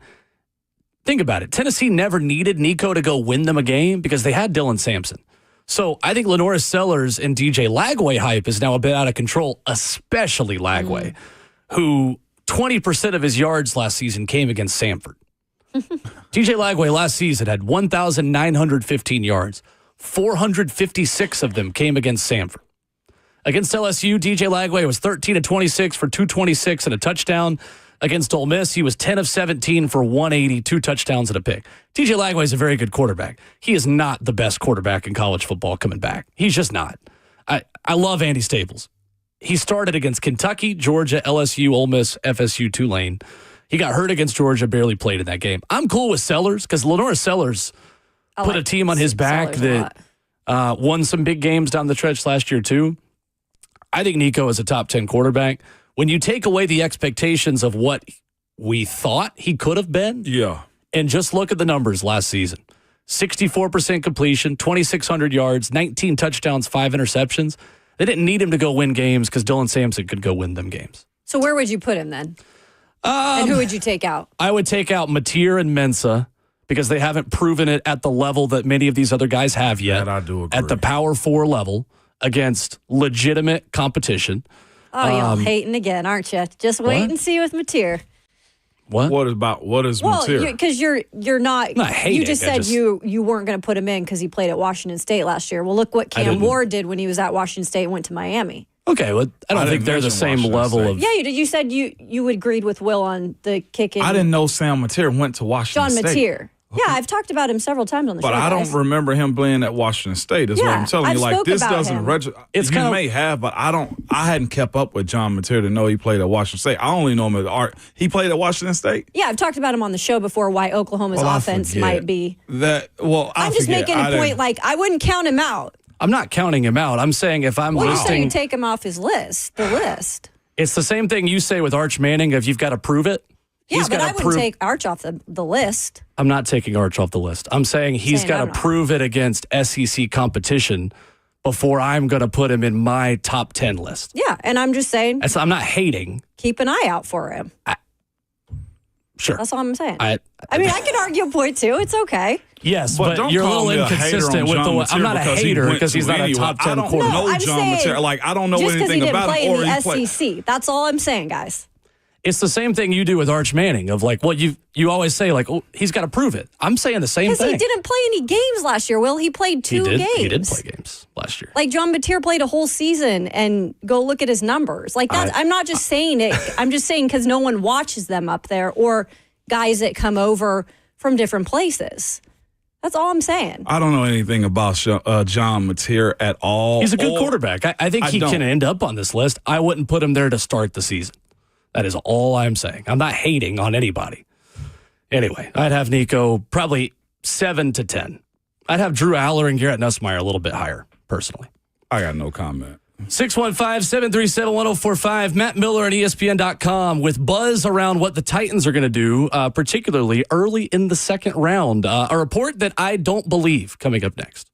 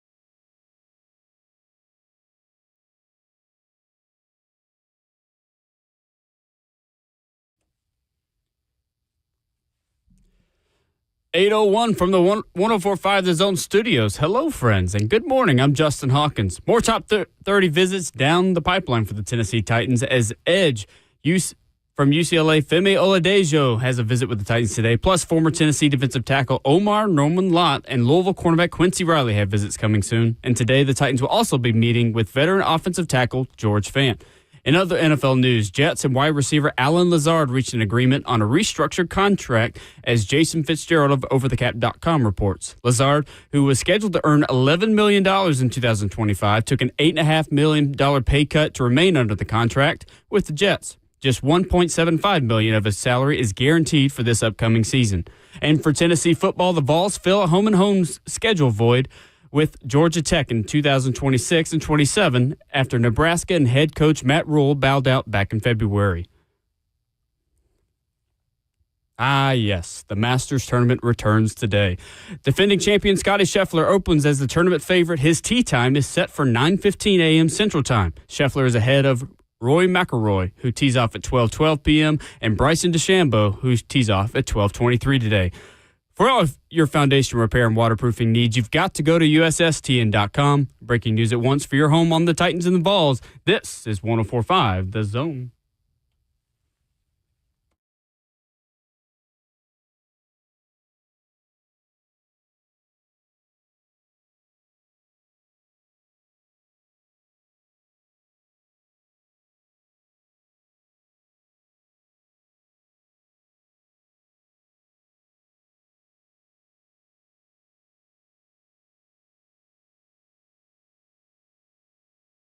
Second half of the show on a Friday Junior edition of RKW. We are brewed up by Scooter's Coffee with locations in White House, Mount Juliet, Rivergate, Smyrna, and Brentwood. Download the Scooter's Coffee mobile app today to order ahead and save $2 off your first mobile order. A beautiful day in the Music City. Crews all here. Ramon Foster, Kayla Anderson, and Will Bowling with new intel from ESPN.com on the Titans draft. Interesting stuff this morning, guys. ESPN.com with latest news and questions for all 32 team picks. Teron Davenport writes, answering the question, if the Titans draft a QB at 1, how could they support him over the rest of the draft? Adding, they could best support a first-round quarterback by turning their attention to wide receiver, where they only signed free agent Van Jefferson and lost Nick Westbrook-Akine, unproven group outside of Calvin Ridley, and it could see a boost, especially if one of the projected first-round receivers is available in the second. Teron, right on it, as always. Doesn't it feel like kind of the dream is one of these first-round receivers falls to 35, right? No doubt about it. That's the way it's trending right now. And by the way, Teron is on his Mets trip right now. Jeez. Oh, that's right. I saw that on Twitter. Where he was. But yeah, it seems to be the trend right now. Right now this draft seems to not have a real theme to it, other than the fact that it seems like most teams are going to take best available. And best available could be a D tackle for a team. It could be an edge for a team. It could be a corner. That's one thing I don't feel like we've talked a whole lot about. It's just like this corner class and who's going to move up and whether runs are going to be made. So the thoughts of them being able to knock a player because of personality traits or work ethic or something may lend you to getting a higher value wide receiver in the second round more than you thought you would. And if that is the case, man, like, what do you balance? Are you balancing the need for a wide receiver because there's no youth in that building? Or do you balance, hey, this still is a team that needs the best available pick, and that could be a D tackle. That could be a safety for that matter. Who knows? There's still a vacancy at the safety spot here with the Titans. So wide receiver seems right, but who knows? I mean, they drafted Peter Skoronski with Will Levis. And here we go. You can try to match it as much as you want to, or do you take best available? Like those things, I mean, it could set you back if you're wrong.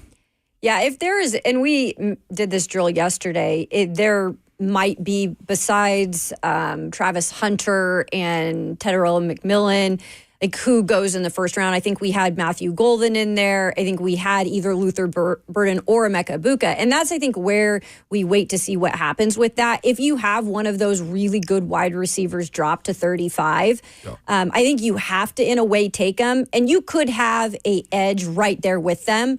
And in this case, you probably lean offense because you've got your young quarterback, and we've spoke about the significance of pairing a young quarterback up with that young wide receiver, because why not let them grow together? And especially if that wide receiver is probably a day one guy in any capacity. So I tend to go more towards what Teron's saying is pair him up with that. But it does matter who's available at that spot. It does. And the only, I guess the pushback would be to, not even a pushback, but just a scenario that you got to be careful of is when you look at, all right, Calvin's here for this year and I think next year too. Like, do you want him super friendly with the draft pick, or are you trying to appease to Calvin to justify what you signed him to be also? So there's balance. I mean, as many weapons as you possibly can get, take them. But most definitely, definitely Cam Ward, I think, is going to be the quarterback here. Him establishing a relationship, I think, with Calvin means a whole lot. And then you let a guy at some point, because Calvin's 31, 32, that guy, whoever's the second-round pick, especially if it's a guy like Luther Burden specifically, that got a first-round grade on him. 30.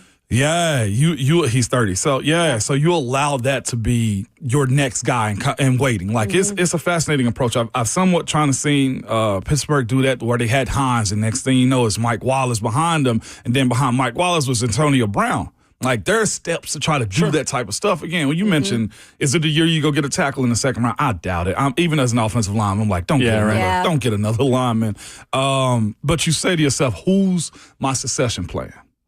That's right. And that's where you play that part of, they have no, I hate to say that, but they have no young, long-term talent in that wide receiver room. So you kind of forced there, too. So then Matt Miller adds to this in a bold paragraph that says, what we're hearing about the Titans draft.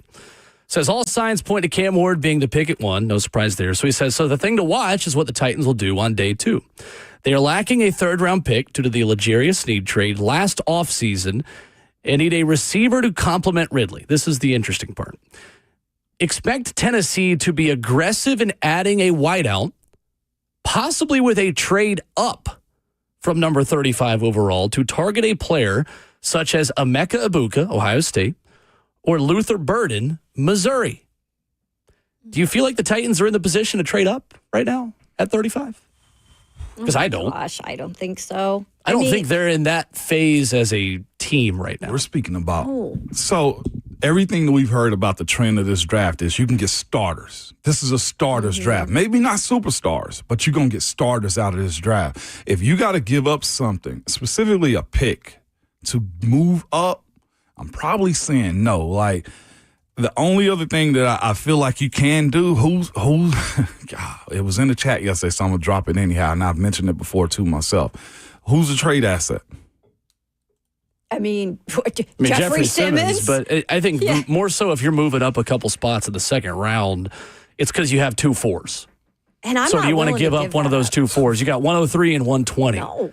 Do you want to give up one of those 2 4s to move up 3 spots and guarantee yourself Emeka Egbuka or Luther Burden if they fall? No, because you still need inside linebacker. You still need safety. You still need more on the D line. Like, that's given up pretty much everything, guys, because then you go all the way down to the 5th round. And I don't know. I think you're missing out on a lot there. Agreed. I can't see this staff doing that because, again, I think they'd much rather have 11 draft picks as opposed to moving up to get a quality pick in the top 100. So the answer is no, but it's like, how are you going to get to that point if you also have a bigger gap from a third-round pick all the way to the 5th or 6th at that point?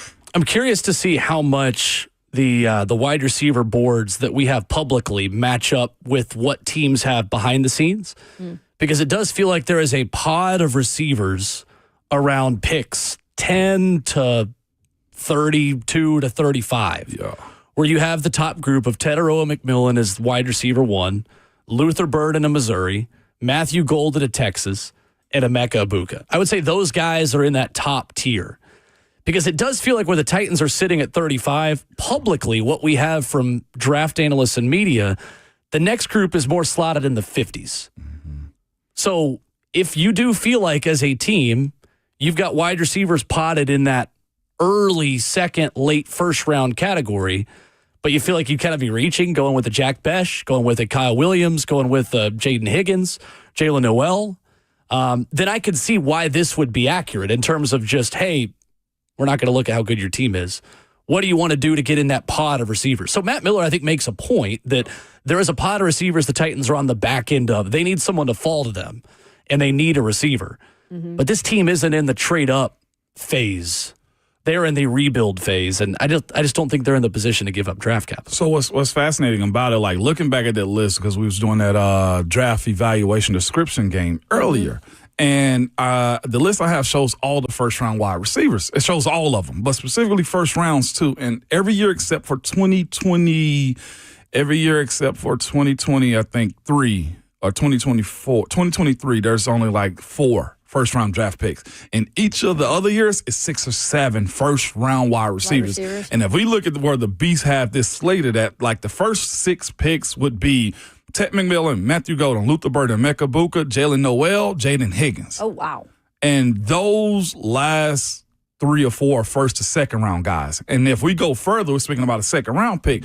7, 8, 9, 10 takes us to Jalen Royals, Trey Harris, Jack Besh, Isaiah Bond, and Alec Ayermaner. Okay, the Stanford. Who a lot of people really like. Yeah. Exactly. And then Kyle Williams, and then Torrey Horton right You after look at that. Isaiah Bond as a third round again, too. Exactly. And then I think you go as far, like Tez Johnson out of Oregon is a 4th rounder for sure. Right. Yeah. Exactly. I agree. But this group still has quality. Like, you're getting starters, depending on what type you're looking for. And that's again from the public draft board. We don't know inside closed doors what theirs looks like. And that's why I'd rather trade down, Agreed. and get another, get a third rounder. Trade into the second pod receivers. Yeah. Yeah. I agree. Interesting. Tony Keeley makes a point on the YouTube that I think people should be aware of because of a money thing that I think has not been discussed a lot. Tony makes a point, says they're sniffing around slot corners. They've met with Upton Stout, Robert Longerbeam. He says McCreary on the block too. Eye emojis. You guys know McCreary's deal goes up this year on a performance escalator. No. So this was kind of a slept-on reason why the Titans moved on from Elijah Molden. We can argue whether or not they should have. Elijah Molden was set to make more money last year because he had played enough as a later-round pick. You get performance escalators within your rookie contracts that incentivize you. It's, again, CBA, all these things. Just want to say those guys should thank us, okay? That's one of those things we work, because I didn't get the escalator. I just got the tender. God, based on how much you play, you are put in, and how much you play and how well you play, I guess, you're put into tiers. And Roger McCreary is in a second tier of a proven performance escalator. So Roger McCreary's cap hit goes from $2.4 million last year to $4.6 million this year. Again, that's not breaking the bank. You've got money.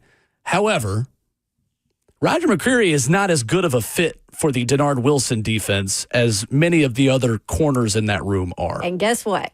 I brought this up one other time at the end of the season, talking with him after when they had locker room clean out. And the combo I had with him seemed to lean towards what Will said. Yeah. And maybe the fit I remember you saying that. was just not exactly there without saying it outright to me. I agree. Wow. So. You think they can move him? Or he just going to have he's to a play good enough because you got a player. body? Good. I think he's a day 3 value guy. You get another 6 for him? I'd want to say a 5. I do too. Or you could get a 4 and you could give him a 6 in exchange. I look at his salary and think his is more justified, though, because he's played, he's made plays, he's been on the field for the most part. Like, he's Solid got dinged contributor. up. That's right. A little bit. Like, and you can make it work. But, like, if they find a free agent that can play his role and you minimize his, it don't justify the pay. But as it stands right now, he's earned that more. 7 starts, 15 games played last season for Roger McCreary. He's been pretty good. He has solid, been pretty. right? I think it's justified in his escalator so. that he got. Definitely. I don't know if he's been second-round pick level Right. based on where he was drafted by this team, but he has been a solid player on a team devoid of solid players. Yep. Interesting. I agree with that. I would listen to offers for him. I think would that too. might be something that happens after the draft that you prepare for next year. And maybe that's even still something you get a future pick for. But interesting. On a team that doesn't have a lot of movable assets, he is one of the few. And he's about to get a raise. If you moved Elijah, you can move him. Oh, Yeah. yeah. You can And then, always you move. know who's better. your partner? Cincinnati, because Mike Hilton's done. Well, I think his contract's Yeah, expired. maybe. Sure. Interesting. Call him. 615-737-1045. Giants. Well, yeah, Shane Bowen Like guys who have coached here before, they're everywhere. Perfect. Yeah, Mike Vrabel, Patriots. Vrabel, yeah. Interesting. Vrabel loved him. Titans North. Coming up, you won't be able to watch it, but you'll be able to hear Ramon Foster call it. The color analyst of the Vol Network. He's on this show for 4 hours a morning. He's going to give us, Ramon Foster, his 3 most interesting storylines for Saturday's Tennessee spring game. Coming up next.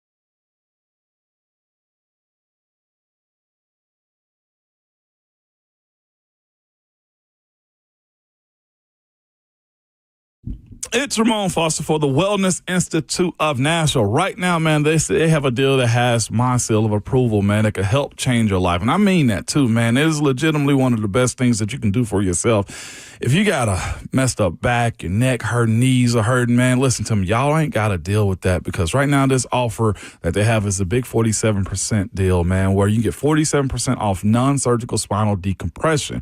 It is, I'm telling you, you walk into their facility, is one of the best buildings I've been in as far as health and just to make you better too. Here's another part. You won't sit in that waiting room long. 5 minutes top. You're in the back getting some treatment. They don't overstack their appointments, man. They got enough machines in the back to just get you in and get you better.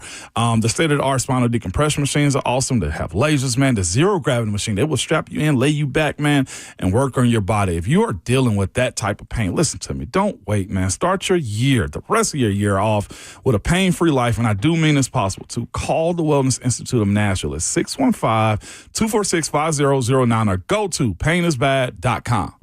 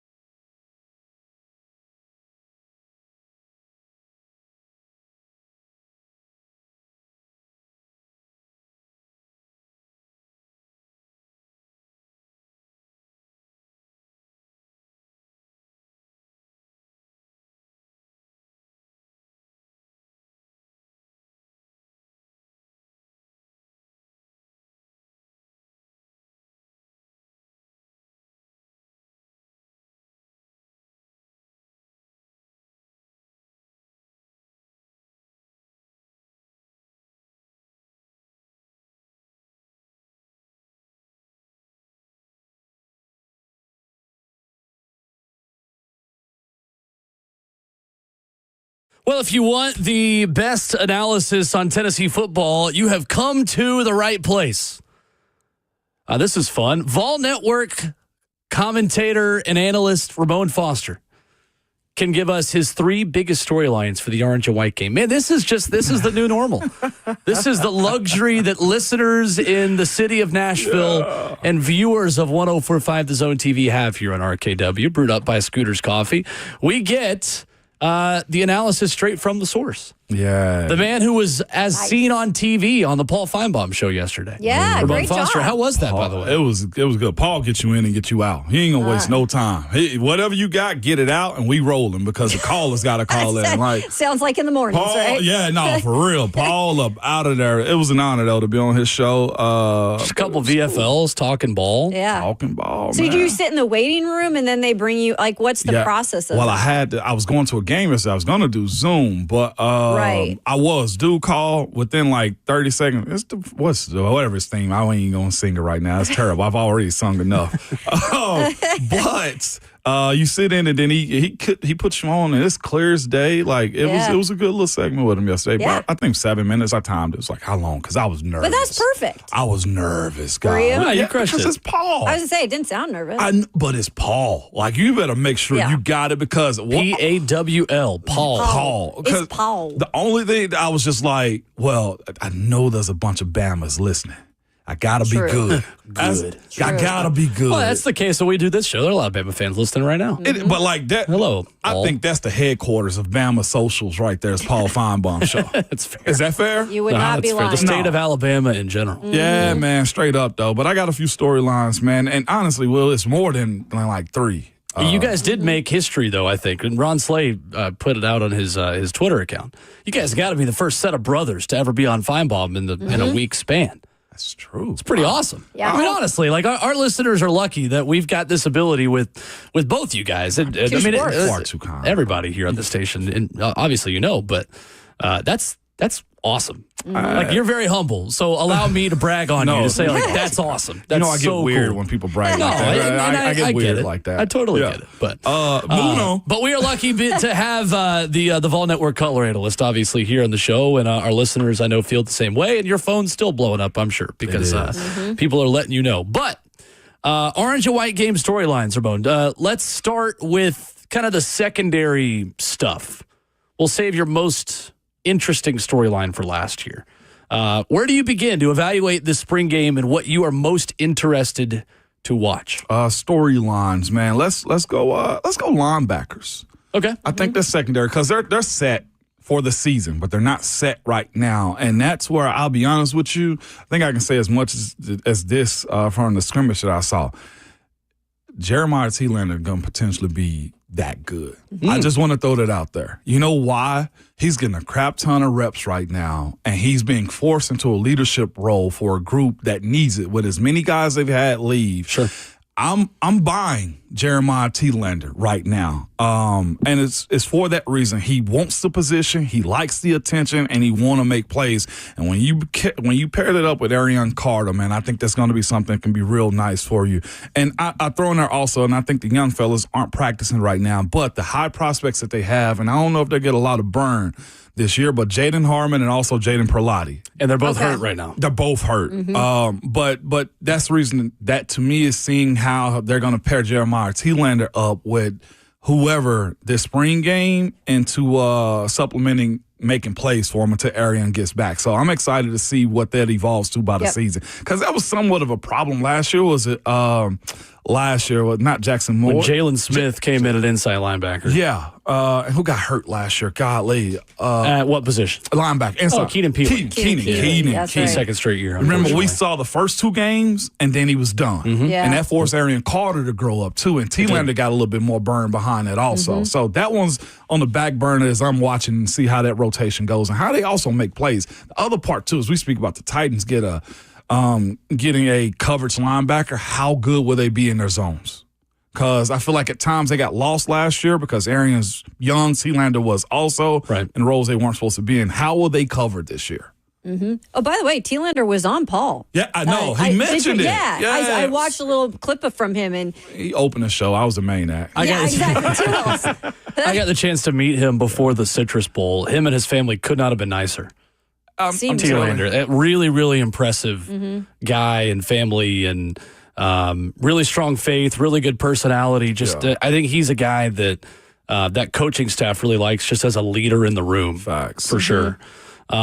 Interesting, too, when you talk about some of those freshmen, it does feel like one of the freshmen, Harmon or Perlotti, is going to need to be their coverage linebacker, because those are both, and Brent Hubbs will be able to speak on this better than me tomorrow, but the way I understand it is they're both very athletic, sideline to sideline types. Yeah. So you're right. Who is in that role Saturday might not be who's in that role this season, but somebody has the opportunity to step up behind Thielander as well, playing next to Arion Carter, who's also been out with an injury. He has. And also you got to think about that as far as the coverage and which one of these young prospects can play, because the Georgia game, Arion, down the middle, remember the tight ends kept working him? Yes. And they worked everybody down the middle with the tight ends. But I got a feeling that's going to be something that's going to be exposed again. What else you try got? to. Other storylines. Another storyline would be the D-line. As big as new that faces. rotation has been, how, where the production is going to come from. For the last year or so, there's been one guy that's been jumping out, or his name has been jumping out a whole lot, and that's Bryson Eason. I was told last year he going to end up being a first-round draft pick. Now, he's got to back that up. He's got all the talent that you want. I think he's a former off-ball. No, I know. He was a former off-ball linebacker. At a Whitehaven. That learned how to eat and loved it. No, I'm joking. What I'm saying is, He enjoyed it. Look, that's what happens when you go to college, man. You get that training table. Some dudes be small and get big, but he's gotten the right type of big, though, man. He can play D-line. He can move. He's agile, man. He's powerful up the middle. But with him, Jackson Moy has been a guy that's also dropped some weight. I think they're trying to form him into Omar Norman Lott-like. Yes. Okay. Interesting. Similar. I saw him. He looked like he can be a menace up the middle, too. But also another guy that we hadn't spoken a lot about, Tyree Weathersby, is another one of those guys. Bigger body guy that can get upfield. Yeah, no doubt about it. I think he dealt with an injury a little bit last year. But behind them, though, too, Tyree West, who's been there, I think it was Heupel's first big defensive lineman out of Georgia. Looking for him to take another step. And then he's been getting a lot of praise, Ethan Utley. Yeah.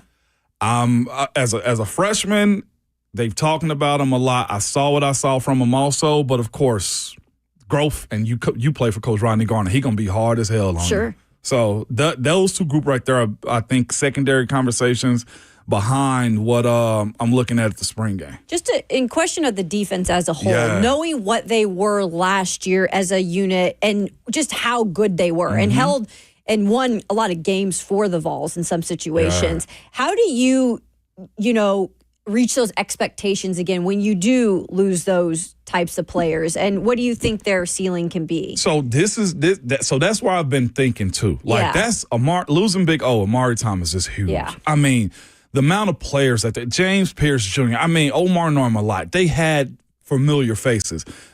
How you couple that up is being staggered. I think now that's secondary. Okay. With Jamon McCoy, Ricky Gibson, Boo Carter, they can be a group that you say, I dare you. So that group right there growing up and being a whole lot better. And then, of course, I mentioned the linebackers a second ago, the experience of those dudes. I'm not necessarily worried about the defensive line because that back end of the defense, I think, is where you're going to be better to help sustain that. So if they can't get home, well, I expect for you not to get as open as they possibly could in those moments. So that's how. And eventually the D-line will step up and get better. We'll get that point. Yeah. That is the one position where you are obviously replacing a lot of talent, but on paper you have young talent that just hasn't really played yet. Yeah. I feel good about that defensive line because of the guy who's in charge. Easy. Yeah. You trust Rodney Garner to reload that group and make things easier on the inside linebackers that right now are very inexperienced. And for this whole season, behind the front two and Thielander and Carter are going to be pretty inexperienced for sure. Yep. And some guys got to step up and grow up. That's the other part. And you expect that to be the natural progression anyway. Sure. What else you got? It would be wide receivers. Okay. Yeah, that's got to be the top Everyone Wide wants to receiver. know. It's top on my list, literally Yeah. right here. And they got the names, they got the players, and you hope they got the quarterback, but there's also two other avenues I'll get to that needs to happen in these situations. But Chris Brazzell, Mike Matthews, Braylon Staley, just those names in general should just be weapons, right? But it's a matter of, all right, Mike Matthews, can you get open? What can you do, like play to play? Where is your playmakability? Because he's not super big. So what kind of offense is Hyper going to have to say, today, Mike, is your day? Can you deliver in those moments too? What I will say, what I saw from him was this: body control, the ability to come back to the ball and make comeback catches too. That right there in itself can go for you. Now, somebody taking the top off the defense, Chris Brazzell, come on down. Let's talk about it. And then for Braylon Staley, for me, can he be an Emeka Ibuka type? He's the one I'm Okay. really interested in. Seriously. Because that staff has raved about him for a while now. Yeah. That'd be nice. It would be nice. Like, legitimately, can he be a Emeka Ibuka type to really just carry on? It's like, oh, I forgot about him. Yeah, You right. know what I'm saying? So Exactly. that's where I am for that group. But not just that. Like, they got to have a group that can make plays. Because I don't feel like last year there was enough playmaking that was had. And that's the thing, I think, Yes. with Tennessee's wide receivers right now, a lot of the chunk plays and a lot of the stats are coming off of 3 to 4 yards of separation based on the system. Tennessee needs a wide receiver that you can just say, I'm going to toss the ball up to you like a jump ball in basketball, go get it. To me, it's Chris Brazzell. Chris Brazzell's ability to become a combat catcher, number one. We see wide receivers in Josh Heupel's systems have really big jumps year one to year two quite often. We saw Jalen Hyatt do it. We saw Dante Thornton do it last season. We've seen a lot of guys get more comfortable and more experienced. That's the case for all of these guys right now. That's the case for Mike Matthews, second year in the system.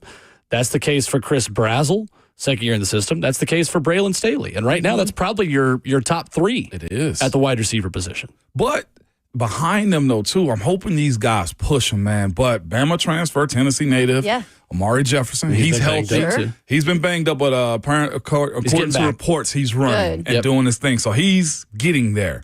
But get caught up quick. And then the young guys, too, man, have had a real good one. Long, lengthy guys. Travis Smith and Rodarius Jackson, both. Really interested in Jackson, especially because he's not as highly touted star-wise as Travis Smith was. But he got some of that from what I've heard.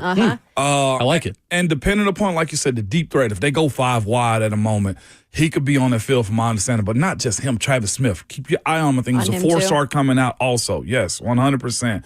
They got some guys. It's a matter of, can those dudes figure out this offense to make you trust them? That's always going to be the biggest thing when it comes down to like young guys that got talent. Can I trust you? Sure. Because again, and Coach Kelsey Pope acknowledged that too. Like, these guys, this is their room. They don't have the veterans of Brew no more. They ain't got no Jalen Hyatt in the room. And that's why I question the wide receivers moving forward is what y'all going to do? How did the tight ends play this year? Because we've seen the use of them, last year. How might that differ, or if at all? They will be good from my understanding. Ethan Davis and Miles Kissman both have been a little bit banged up. Ethan Davis has gotten a whole lot of reps. There's a freshman on this list, Jack Van Doorslayer. And he's more. I love the name. He's more college ready than Deshaun Brame is, even though Okay. Brame is more highly touted out of high school. Yeah. Yes. And that's going to be fascinating to see how that shake out. Doorslayer is getting a lot of praise right now, but Brame is the one. Brame is a He's big the one. receiver who's got to put on weight and learn how to block. In addition, like Deshaun Brame was his high school's punt returner.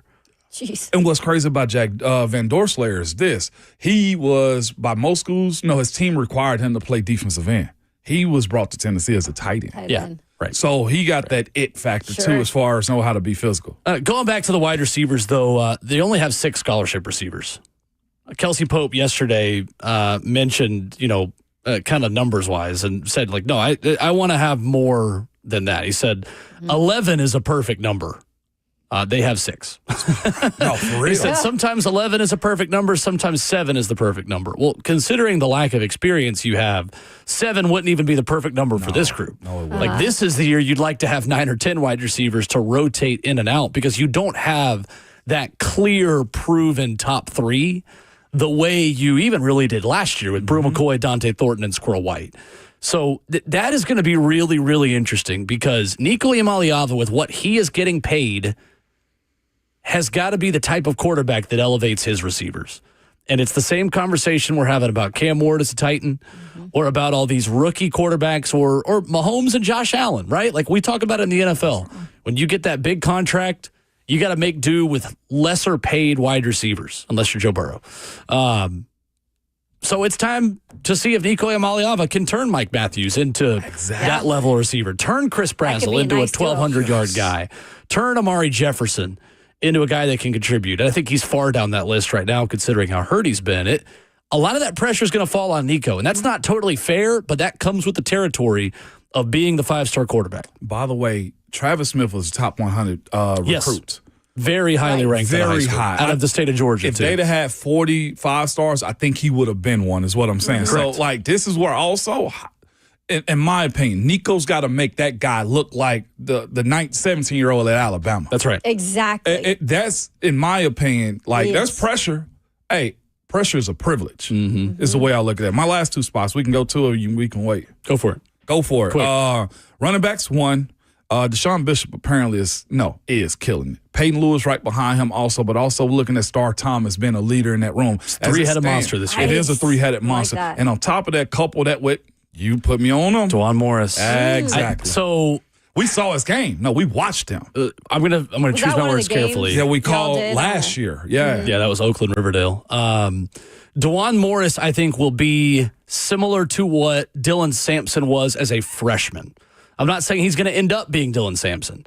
I don't know if he'll get as much run as Dylan did in 2022, but I think from watching him play a lot in high school, vertical runner, hits the hole very fast. Coming from that wing T system, he's going to have to learn how to block. And that was the problem with Sampson. Sampson would get Hendon Hooker hit a lot in 2022. There was one hit on 4th down against LSU where he got Hendon Hooker just steamrolled. And that's something that Dylan Sampson got a lot better at, to be fair. But in a tempo offense where if you sub your running back out to get somebody else in to block, then the defense can sub, but then they can take their time and slow down your tempo. If a running back starts a series, you would like for him to finish a series, so they got to pass block. And Juwan Morris is going to have a learning curve learning how to pass block as he puts on more weight. I agree. Last group real quick, too, and we can go further if you want to, but offensive line, Lance Hurd, Sam Pendleton, William Satterwhite, Wendell Moy, Larry Johnson.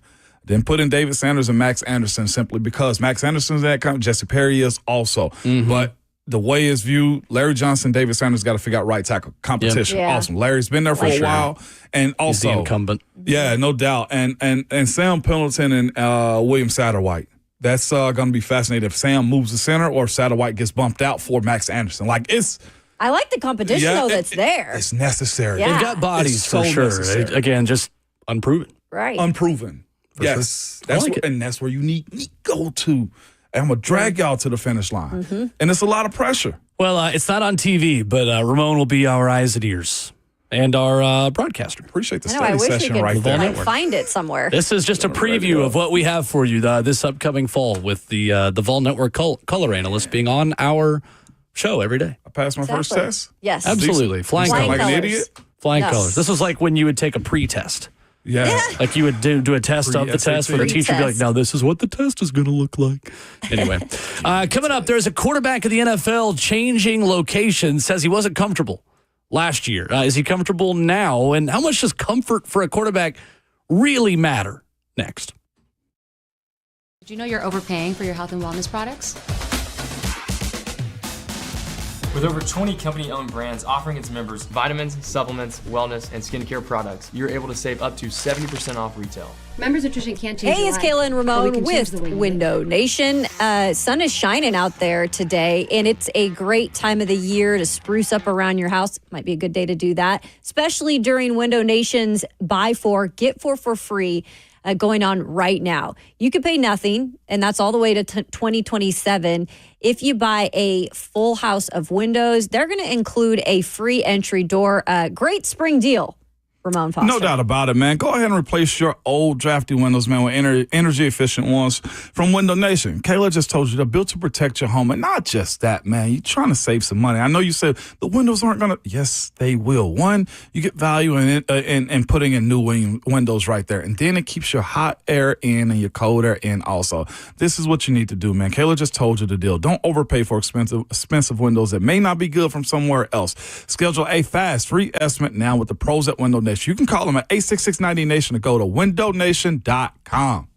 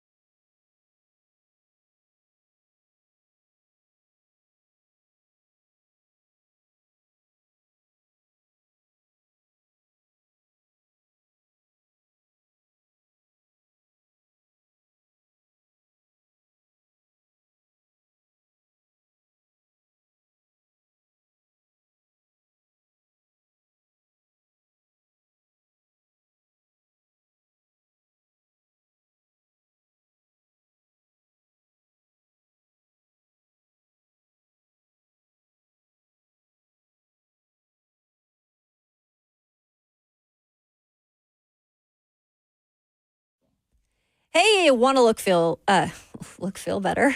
Well, why not, right? It's 2025 and you can make your hair fuller and thicker. It does make you feel more confident, though. I can say it firsthand. I've been on the journey at We Grow Hair for probably 10 months now. And I first noticed my temples, the hair kind of thinning there. And one day when I was looking in the chat, and now I look in there, I'm like, okay, I've got my hair back. And that is thanks to my friends at We Grow Hair. You can call them for a free estimation today at 615-376-6010. They've got everything available there. So if you are looking for just some of that fill in, you can check out their 45-minute lasers or their PRP treatments. That's for men and women. They also have their Artist Robotic FUE procedure. That's going to give you 2 times more hair in just one procedure. And that's why if you're looking for more hair, this is the place to go because you can get it in one stop. You can call them right now at 615-376-6010 or schedule a free consultation at wegrowhair.com.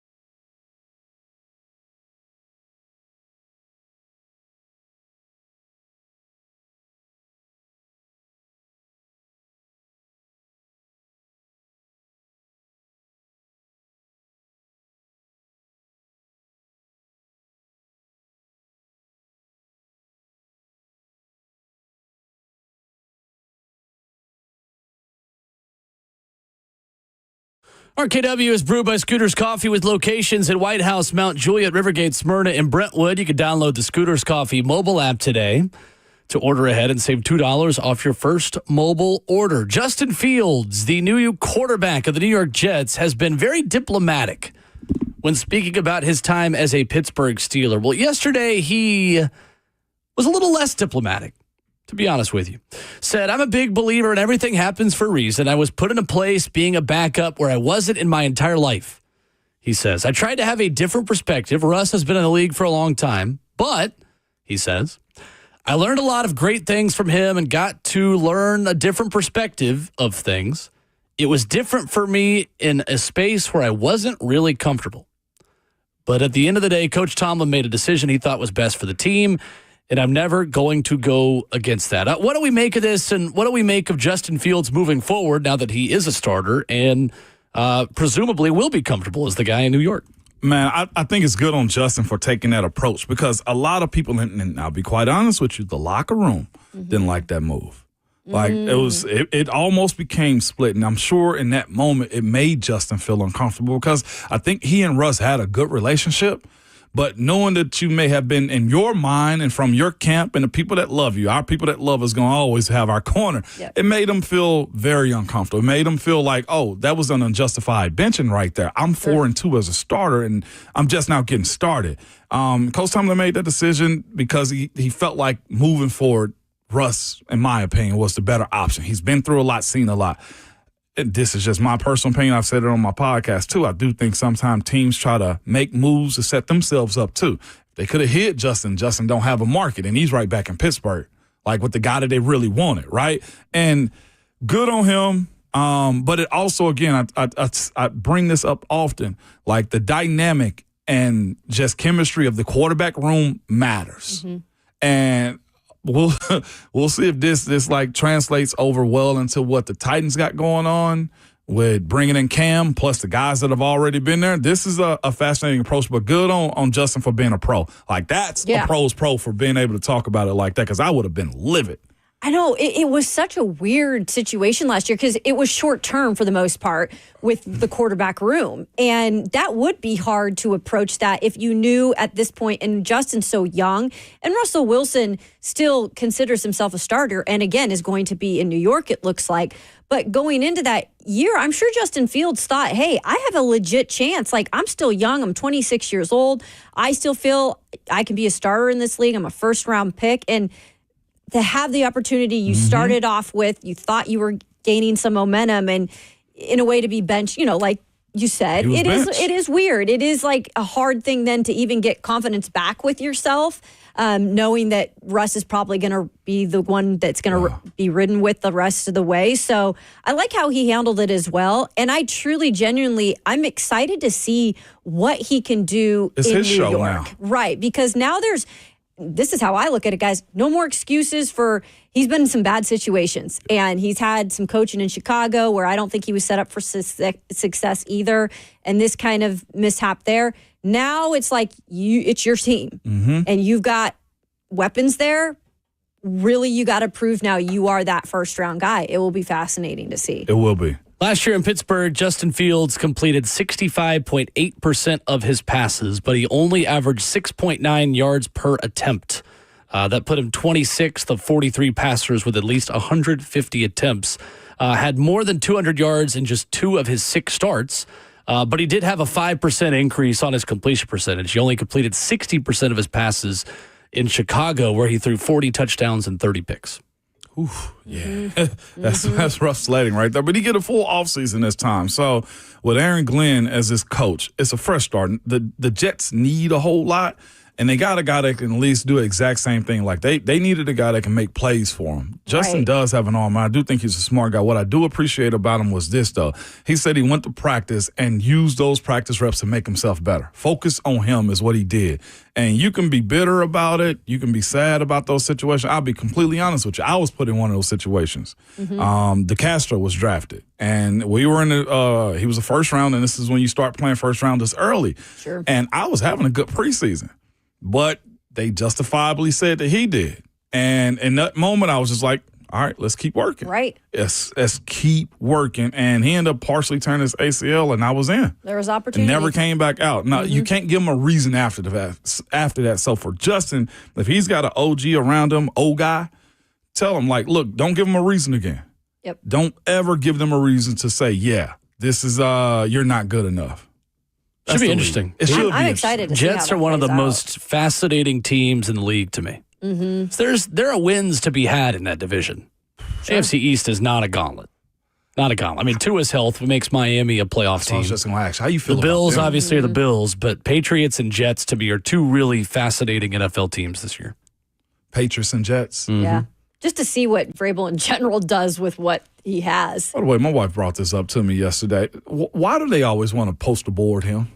What do you mean? Vrabel? Vrabel. I don't know. Patriots guy. But he is posterized. He's tied to Brady and Belichick in an Yeah. era that There was it is. so dominant. Yeah, he's a national That's it. figure at this point, and people view him here as a winner who was in an organization of losers unfairly, because that's not fair to the Titans and the other really good people in the Titans building who helped set up Mike Vrabel for success, a.k.a. Mike Mularkey, who got fired after winning a playoff game the year before Vrabel got here. Because he had that post of like, oh, Vrabel changing the rules. Like, no, that's standard operating standard, rules. right. Hey, you need to do this. No hoodies, no phones. I saw that trending. Every building does that. I do think there is a glorification of the quote unquote football guy. Okay. Dan Campbell type today in NFL discourse. I think some of the podcasts that are really popular in the NFL have led that conversation, and it's not a bad thing. I listen to a lot of those podcasts, including Pardon My Take. But there is a glorification of the grinder, like, football guy. Like, how many times do you see a tweet about somebody that just quote tweet, that's a football guy. Yeah, and Kevin Zeitler, we do that with him, right? Like, new right guard was doing pass sets while his baby was about to be born. That was pretty awesome. In the hospital, like, we love it. I'm not saying it's wrong, but Mike Vrabel, I think, is the poster child of football guy. Yeah, as a coach. If he can win one, he ain't ever coming off that logo. No. 615-737-1045 if you want to get in on the discussion. Hour 4 next, our first Masters update of the morning. Plus, Coach Mack talking about why Jalen Milroe is not maybe a first-round prospect next.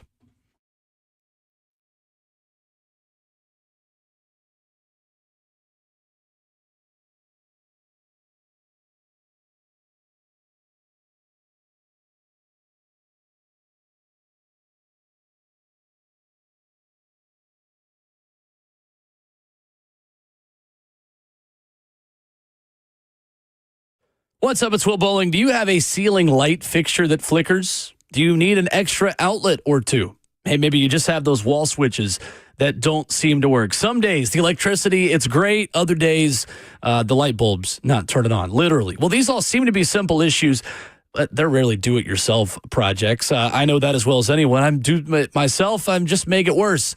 When you're dealing with electricity, you got to have the expertise of an experienced professional and the pros, the electricians, over at Lee Company. They're the best in the business. Their electrical team can solve any problem you have safely and efficiently.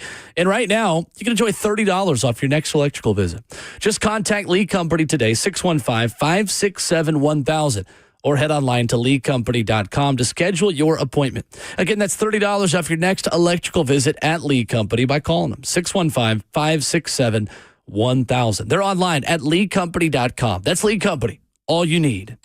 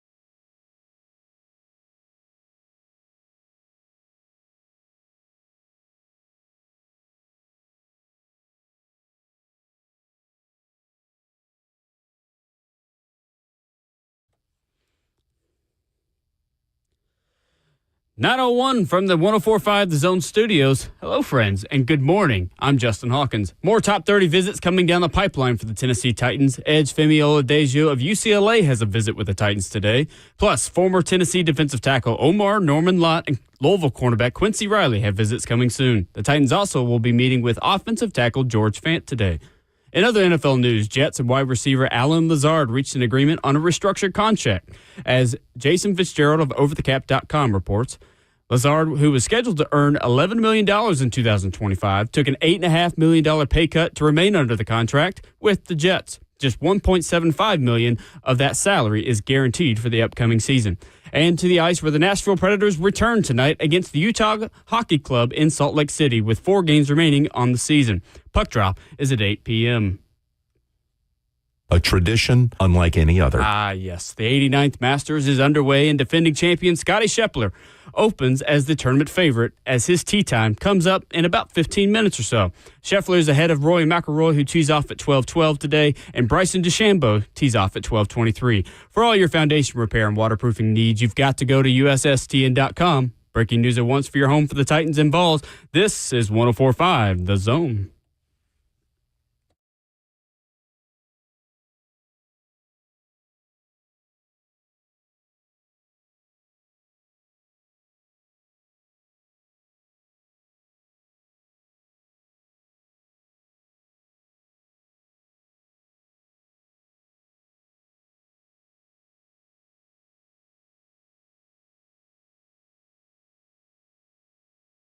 Hello, friends, and welcome to Hour 4 of your Thursday morning RKW. We are brewed up by Scooters Coffee. Locations in White House, Mount Juliet, Rivergate, Smyrna, and Brentwood. Get that Scooters Coffee mobile app. Do it now. While we're waiting, I'll give you 2 seconds. 1, 2. There's a third one for you. All right, now you got the app. Make sure you order ahead and save $2 off your first mobile order, whether it's the vanilla blend, maybe it's caramelicious, maybe you're a Scooter Doodle person, my personal favorite. If I'm going with the 3 flavored blends, whatever day it is, you have got a great choice every single day. When you go to Scooters Coffee, grab a breakfast sandwich and thank us later. Ramon Foster, Kayla Anderson, and Will Bowling. Going to give you bold predictions on the NFL draft. Feels like there are a lot of different directions we can go with our bold predictions. I've changed mine a couple of times. Not sure what else I'll come up with in the next 10, 15 minutes, but you'll just have to tune in and find out. Coach Mack was on the show earlier this morning. We asked him about Jalen Milroe and why his draft stock is rising. Mack showcasing one key weakness to the former Alabama quarterback. Yeah, well, of course, the quarterback draft, I mean, we all know this. We talk about it a lot. I've talked about it ever since I've been on the air here, since I got here about the draft, and I learned it myself. The quarterback draft and then everybody else's draft is separate unto itself, other than the fact that, you know, it bumps other positions to another spot if somebody wants to jump up and take a quarterback. That's number one. Number two is Jalen Milroe is an exceptional athlete. I mean, you can't manufacture the athleticism that this guy has. Now, is he the most accurate? Is he the most polished? Is he the most nuanced quarterback? Absolutely not. But I mean, that's what coaches are for too. And so you start to look at him. You can see how, and especially some different type of offenses too, you know, that you're going to run. Everybody wants people that can maneuver back there, you know, a little bit. He can maneuver a lot. His athleticism and his foot speed are exceptional. And look, you watch the guy throw, and you see him, you know, on tape. He's got a strong arm. He's not accurate. He's not very nuanced. He's not very balanced when he throws. But the athleticism is very, very intriguing. And that's why you see, and I can understand now, guys. Here's what the league doesn't want, because the first round is one day only. They understand now the importance of what the second round is, especially now the second and the third round. That's why they're starting to invite some of these guys, because it's not a good look for them just to invite guys and then without a chance to be drafted in one of those first 2 days and have them sitting in that green room a long time. It's just not a good look. It's just not good. It's not good business. So You ask me about Milroe. That's what I think is intriguing about him. And, they ask the league itself, ask around about, just where people are slotted, not who you're going to take, any of that stuff, but they gather information like that.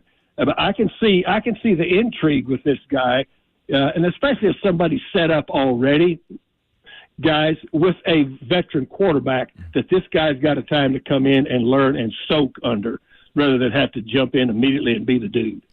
Coach Dave McGinnis earlier this morning on Jalen Milroe.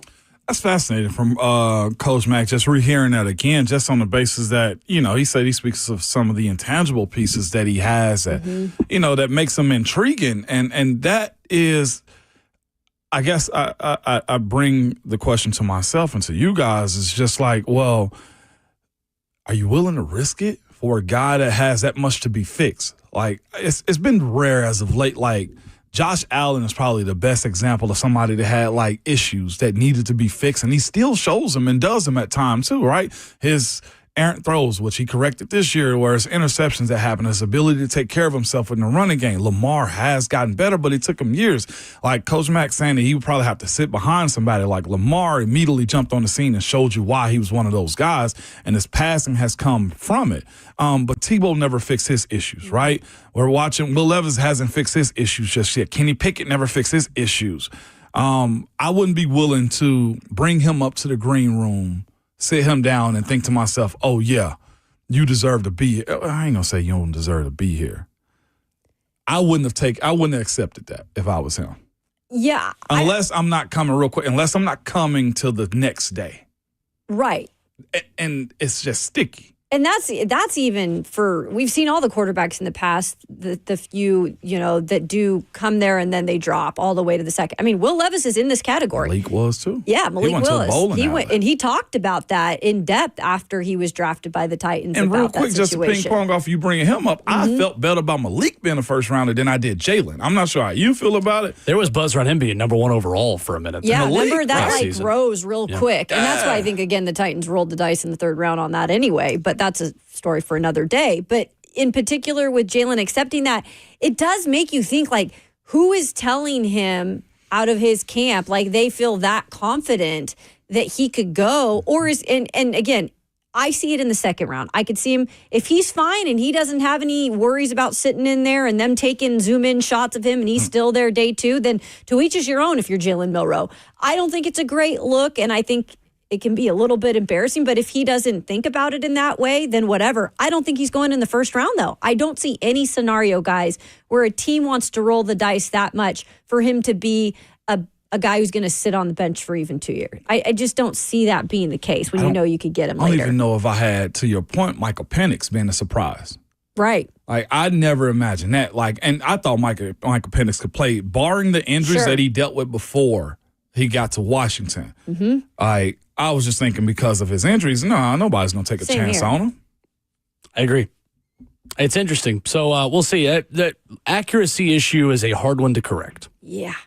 When you talk about unfixable problems, I guess there's never really a total unfixable problem, but that one's probably high on the list, being inaccurate. The issue, though, with those unfixable problems, you got to do a whole lot of good. What good do we expect if Jalen Milroe's taken in the first round is he's going to be able to do? Like, be athletic as is he a heck, better run? Yeah, I know. Is he a better runner than Lamar Jackson? Yeah.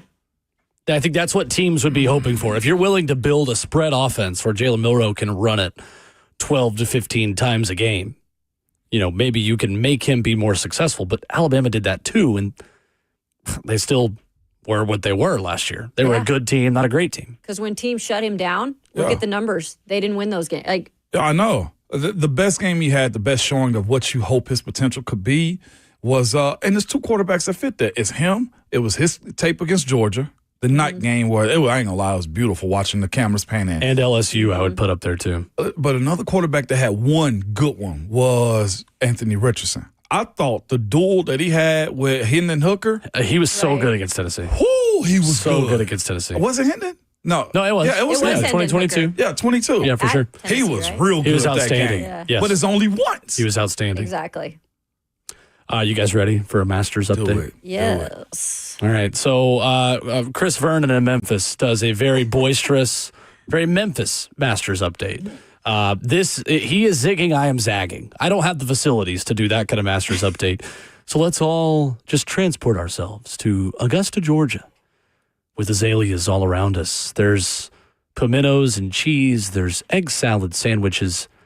Grab an azalea cocktail and join us on a walk down to Augusta, where Nikolai Højgaard is 2 under.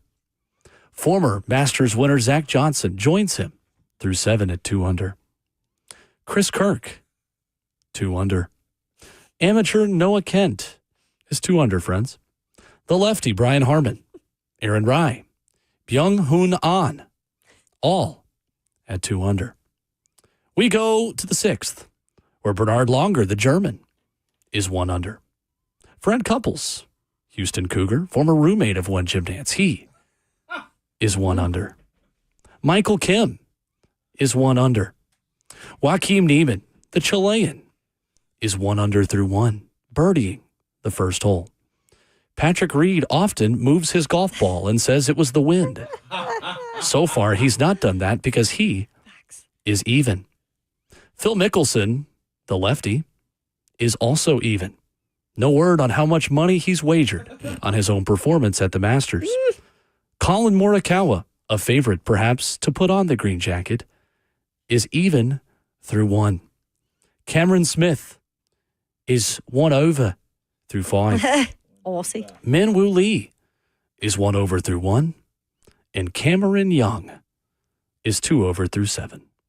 This has been your first RKW Masters Update. Thank you, Jim. Bravo. Very soothing. Thank you so much, Jim. Very that's massage relaxing. music. I'll put you to sleep, and Scooter's Coffee will wake you back up here on RKW. We'll raise the energy levels back up. Bold predictions for the NFL Draft next.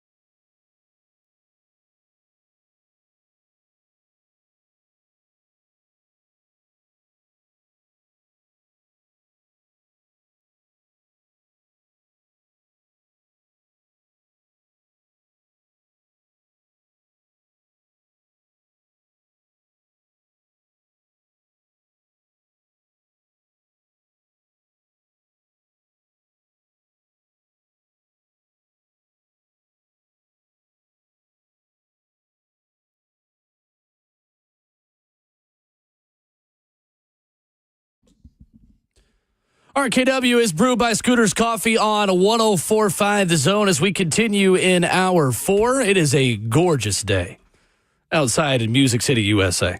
Absolutely terrific day upcoming. The Masters are on. It's 62 degrees. It's sunny. It's a great day to just enjoy life here in beautiful Nashville. When you watch golf, you guys watch golf, does it calm you down? Like, is it relaxing? Yeah, it's not like it ramps you up at all.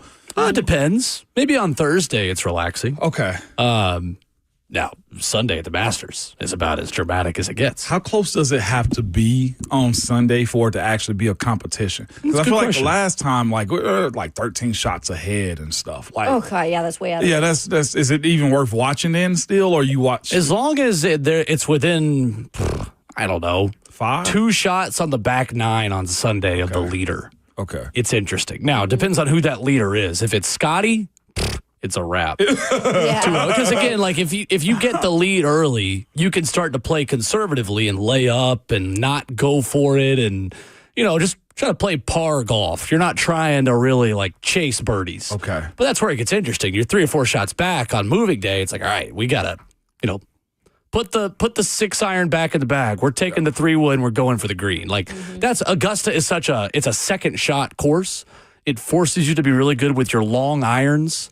And it forces you to make a lot of tough decisions. Like, do I go for this or do I lay it up? And it penalizes you if you don't hit your spot on that second shot. And right before we make our bold predictions, like I'm older than you, but I don't know the history of golf like this. And Kayla, maybe you know it better than me too. But like when Tiger was killing it, was Tiger driving the back end or the back 9, or was he just that good?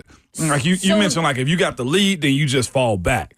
Was Tiger still pushing it? The year that and this, you're talking about getting my heart rate up, probably the biggest time that happened in the Masters was in 2019 when Tiger Woods obviously won it all. And it came down to kind of that it came down to, but he won it obviously on 18 and everything was crazy and everything. So that was...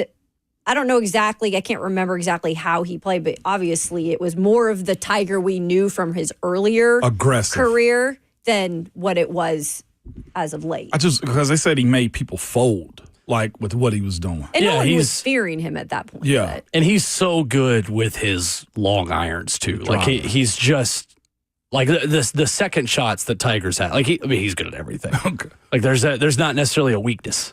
Yeah. For Tiger Woods. Like Scotty Scheffler's weakness has been putting. Yeah. His career. Yeah. That era right there is when I thought I was going to be an NBA player, so I wasn't paying attention. Right? Like, what about golf? It is cool, though, because there are a lot of young American golfers, not even really young now. Like, there's a generations, plural, of American golfers who are now in their prime who are inspired to golf because of Tiger growing up. Facts. Yeah. And the generation of Jordan Spieth, Justin Thomas, Max Homa's a little bit younger in that age. Rory being European, a little bit different. Rory European? In Northern Ireland. Oh, was I wrong? You would think, though, because of Northern how Ireland. well he's attached to the PGA and how much he speaks, Much as quick as Nike jumped on him. Oh, we're going to hate him in September when we get into Ryder Cup. Ryder Cup and Bethpage this year. That's his thing. U.S. versus Europe. So him and Shane Lowry and Tyrrell Hatton are going to be enemies number 1, 2, and 3, and John Rahm. That gets spicy. Oh, yeah. And it's going to get even more it. spicy this year because of how the European fans treated us in Rome in 2024. Bethpage Black is in New York. It's going to be American I'm trying soil, to maybe baby. go. If I'm taking vacation that Monday, you know why That'd be fascinating to go That's to. a bucket list sporting event for me, especially in that Bethpage. Oh, yeah. And it's a little more like you could be a little louder, like the waist. We talk about the waist sure. management. No, you're It's a cheering little more against people. rowdy atmosphere. You can be. You're allowed to be. I mean, there's still a decorum to it, but like it's one of the few golf tournaments where you're cheering on a missed shot or like booing a missed shot. Is waste management too far? Or is it necessary for that crowd? No, it's necessary for the sport to evolve. You should go because you love Phoenix. I do. I love Arizona. I've never been out there. I'd love to go sometime. Yeah, it's a fun one. I heard it's wild. It is wild. Be prepared. Don't bring the kiddos to that one, probably. Well, I kind of want them to experience it. Let them see a little ratchetness. They could. Hey, as long as you're prepared for They're it. old enough. They'll be all right. Yeah. It'll be all right. It's You're good, but no it's baby fun. years around here. Before we get to NFL draft bold prediction, let's go quickly to the phones. Eddie has called in. What's up, Eddie? Hello, Eddie. What's up, guys? Morning. What's going on? Hey, Ramon, this is Eddie Skirlon, but how you talk about Tiger Woods dominating. My wife, back in 2000, we were living in Pensacola. We were watching 99 Open. She said, let's go to Carmel for Pebble Beach, U.S. Open 2000. I thought I had a heart attack at first, but we went out there for the whole week. Saturday, he dominated. He ended up winning about 13 strokes on Sunday. We left. I couldn't even sell my tickets. I had to leave them on the gate free. I couldn't even sell for anything. Yeah, it's for real. Yeah, So the week in Pebble Beach is phenomenal. Yeah, Tiger dominated. He was a boy. That was an iconic tournament to see in person. Thank you, Eddie, for Thanks, the call. That's Eddie. awesome. Man, shout out to Secure That's Lawn, sweet. by the way, too. It's my guy, Eddie Yes. from Secure Lawn, Nice. man. Appreciate that. Final leaderboard of that tournament, he shot a record 272. He's 12 under for the U.S. Open. Ernie Els was second at 3 over. Oh my gosh. He won by 15 shots. That was an iconic moment in Tiger Woods' career. The Wowzer. 2000 U.S. Open. We might have to do a new era dominant player show one day. What do you mean? Like Serena, Like, Tiger. That'd be fun. RKW Kobe. draft of GOATs. Yeah. Create our own Mount Rushmore. I do have our first RKW draft topic whenever we get to that season, though. I can't wait. Are Maybe we? we should when do is that one. We season? should usually summer, like Okay. June. I forget what season we're in. I always think low-key, maybe it's not weekly yet, but perhaps it is something we could do closer to the draft, in honor of the draft. We're going to do the best sounds in sports, Best sound. which we've never done before. I got my first round pick Wow. already. Yeah, no, easy. You're not on the clock yet. Yeah, anyway. So, because a driver off the tee is a very strong possibility. Oh, like those sounds. Yeah. Yeah, like best sounds in sports. Like, anyway, I'm not going to give you Cracking all. a I was baseball talking bat. I was talking to Peyton about it yesterday, and I literally gave her 20. She was like, "Wow, you have so many." I was like, So you wired a little Nah, I'm different ready. like that too, though. Biggest bold predictions about the NFL draft. What's your bold take on something you think may happen 2 weeks from today? I got a good one. I think it's a good one. I'm gonna convince myself it's a good one. I got Dallas moving up to take Ashton Genty before the Vegas Raiders do. Ooh. I like it. And for this reason, this reason right here, Dallas needs to run support to help out Dak in some capacity. They hadn't had one really. I mean, Tony Pollard got injured. Zeke, when they had him, I think Jerry was already on his way to heaven, man, in the sense of just we're on our way to a championship again. The way I look at it, too, Jacksonville's in a spot where Mason Graham's been the guy since mock drafts have started. Here's the thing. No D tackle, I think, is going to go that way or there's a need for it. Maybe Carolina. Yeah, he's in his own tier also, Mason Graham. Exactly. So I can see maybe San Francisco taking him, but Jacksonville moving back to 12 for Dallas to move up to getting Genty. Bold prediction right there. I don't mind it. I think the only thing that makes it, the thing that makes it bold, again, these are bold predictions for a reason because they're not expected to happen, but they could, is how good Omarion Hampton is. Like if there wasn't a good second running back that you could settle for and be like, all right, we need a running back, we'll take this guy, then I would say that's more likely. But I think Dallas would be content to take Omarion Hampton from North Carolina and make him the next dude, in a Dallas Cowboys uniform or running back. But Jerry's a front runner. He likes stars. And you're 100% right. And this would be an old school Cowboys move if they did do that, to move up and go get someone they really believe in. You're 100% right. Yeah, and then Jacksonville can also take Derek Harmon or Kenneth Grant later. So there's options for them at D tackle. I like it. Kayla, what you got? This is a bold one because I do like Shedeur Sanders, and I would not probably do this, but I'm making a bold prediction that a team might. He's not the second quarterback to go in the draft. And the only reason I say this, guys, is because when Shedeur started to kind of fall, we've seen him attached to some teams, and we still see him maybe attached to the Giants, but we think they probably are going Abdul Carter at this point. And when you look at the teams that are available after that to pick a quarterback, we're not 100% sold that they're sold on Shedeur Sanders. And with Jackson Dart still being in the conversation as possibly another quarterback that's going to go in the first round, it only takes one team to feel that's the better fit right now for their situation than Shedeur Sanders. And that's why it's a bold one, why I'm saying that. but I feel like there is a possibility it could happen. Interesting. Should Jackson Dart the second quarterback taken? Todd McShay has that this morning on really? his website. On the Ringer actually just tweeted it out, saying Jackson Dart leapfrogs Shedeur Sanders. Huh. It feels like Bo Nix. It feels like Jackson Dart. Nix. Yeah, Jackson Dart, Bo Nix. That's fair. That's interesting. I almost feel like Sean the Payton. fit? Yeah, Sean Payton would go get Jackson Dart, I feel like. Just my personal opinion about that one. Similar, very. Interesting. Yeah. I'm thinking along the same lines, but in a different way. It is bold. Tyler Shuck is the third quarterback off the board. Okay. Behind Cam Ward and Shedeur Sanders. I'm not saying Jackson Dart and Hendon Hooker are the same prospect, but there is an aversion from NFL personnel to Art Briles' coaching tree systems. And Andy Staples reemphasized that with us yesterday, that there has not been a quarterback that played in an Art Briles coaching tree system in college be successful in the NFL. And that is what Lane Kiffin runs at Ole Miss. The NFL has told us what it thinks about the system time and time again, and the most recent example of that is Hendon. Hendon Hooker, who leading up to the draft, we were having the exact same conversations about as we are with Jackson Dart right now, saying, hey, there's some buzz out there that Minnesota at 21 could be interested in Hendon Hooker. And I remember Charles Davis had him in his mock draft in round 1, days before the draft. And I bought into it. And I'm probably overcorrecting now to say I'm not believing that in Jackson Dart. And again, they're not the identical prospect. But I do think Tyler Shuck comes with intangibles that NFL teams are commonly obsessed with.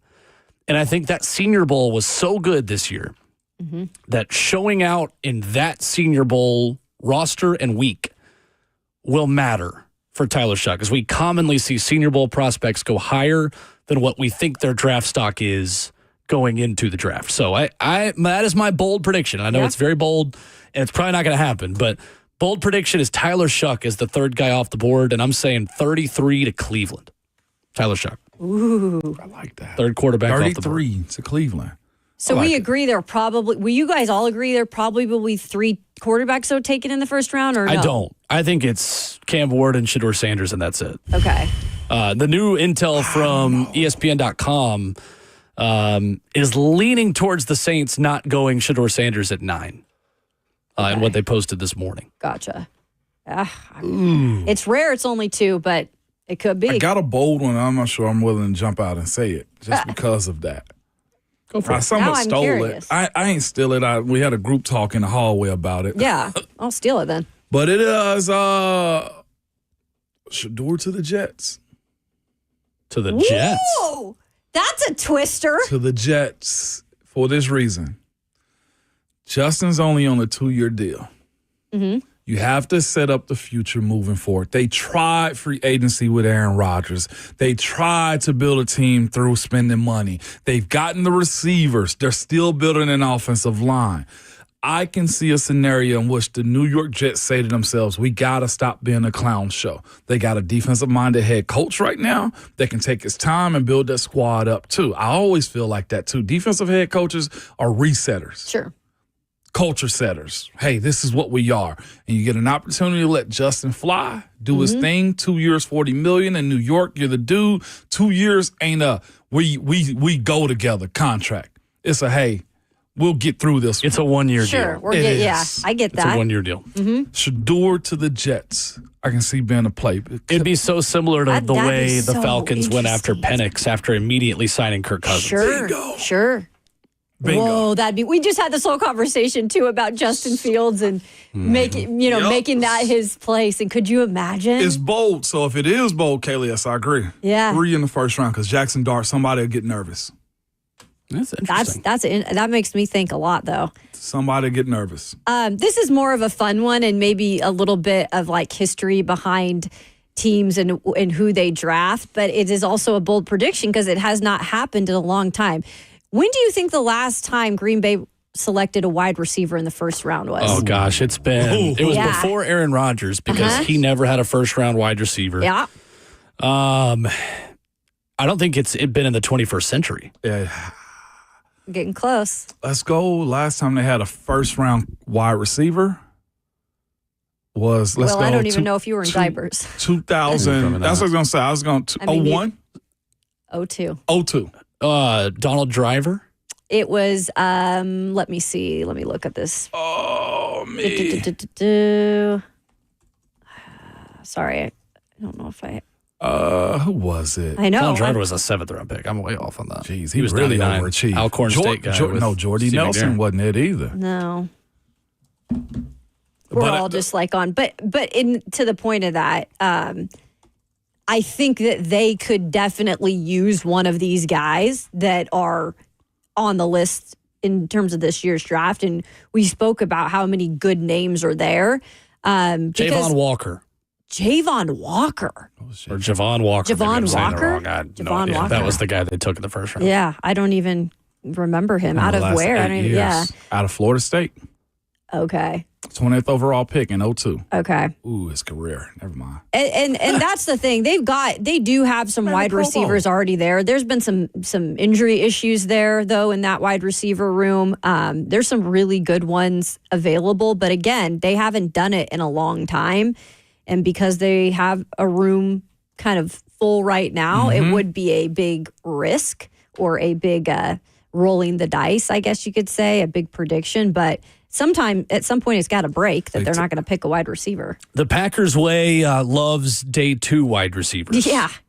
Greg Jennings put the team on his back after being a 52 overall pick. If you get the reference, then shout out. Shout out. Leg Greg Jennings, don't put the team on my back. Oh no, here's Darren Sharper. Most hardest hitting safety in the league. That's like triple platinum on YouTube. If you don't know what I'm talking about, look it up. Classic. No, but seriously, I mean, Jaden Reed, Greg Jennings, Christian Watson. Jeez.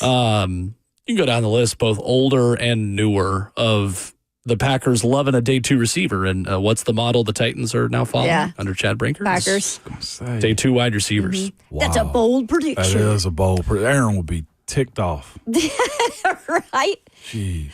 Coming from the grave of Green Bay. And they've done a good job building a group of weapons for Jordan Love without taking one in the first round. Sure. Man, that 02 team had Sylvester Croom as his offensive coordinator. For Mississippi State head coach. Sylvester. Played against We were literally talking this morning about the 07 Tennessee Mississippi State game that I went to watch Ramon play in. I was 10. Holy smokes. Good times. Wait, how old were you in 2022 or 2002 then when we were just I was 5. 5. Okay. For the NFL draft, I was 4 that year. Oh my gosh. I was born in July of 97. I'm sorry to make so many of you feel old. Almost 2000. It's okay. You can shake your fist and hate me. It's okay. I'm good. I'm all good.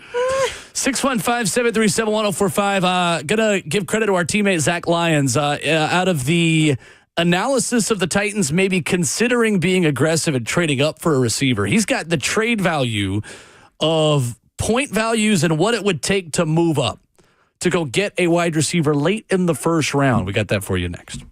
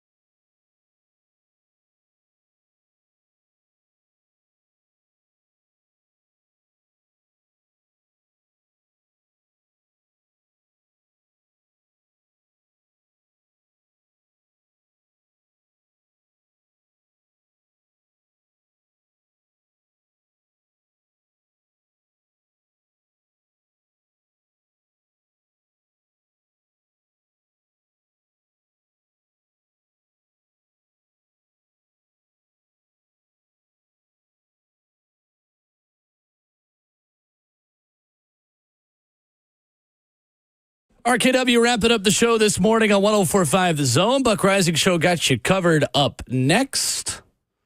As we get you out of here, final call for phone calls, 615-737-1045. This morning we read earlier the ESPN write-up on questions for every team in the NFL draft. Ron Davenport and Matt Miller, I would say two friends of the show, both adding insight into that. Matt Miller saying expect the Titans to be aggressive in adding a wide receiver, adding they may even trade up to go get a wide receiver. I'm a bit skeptical, but for the sake of conversation, our teammate Zach Lyons puts this out.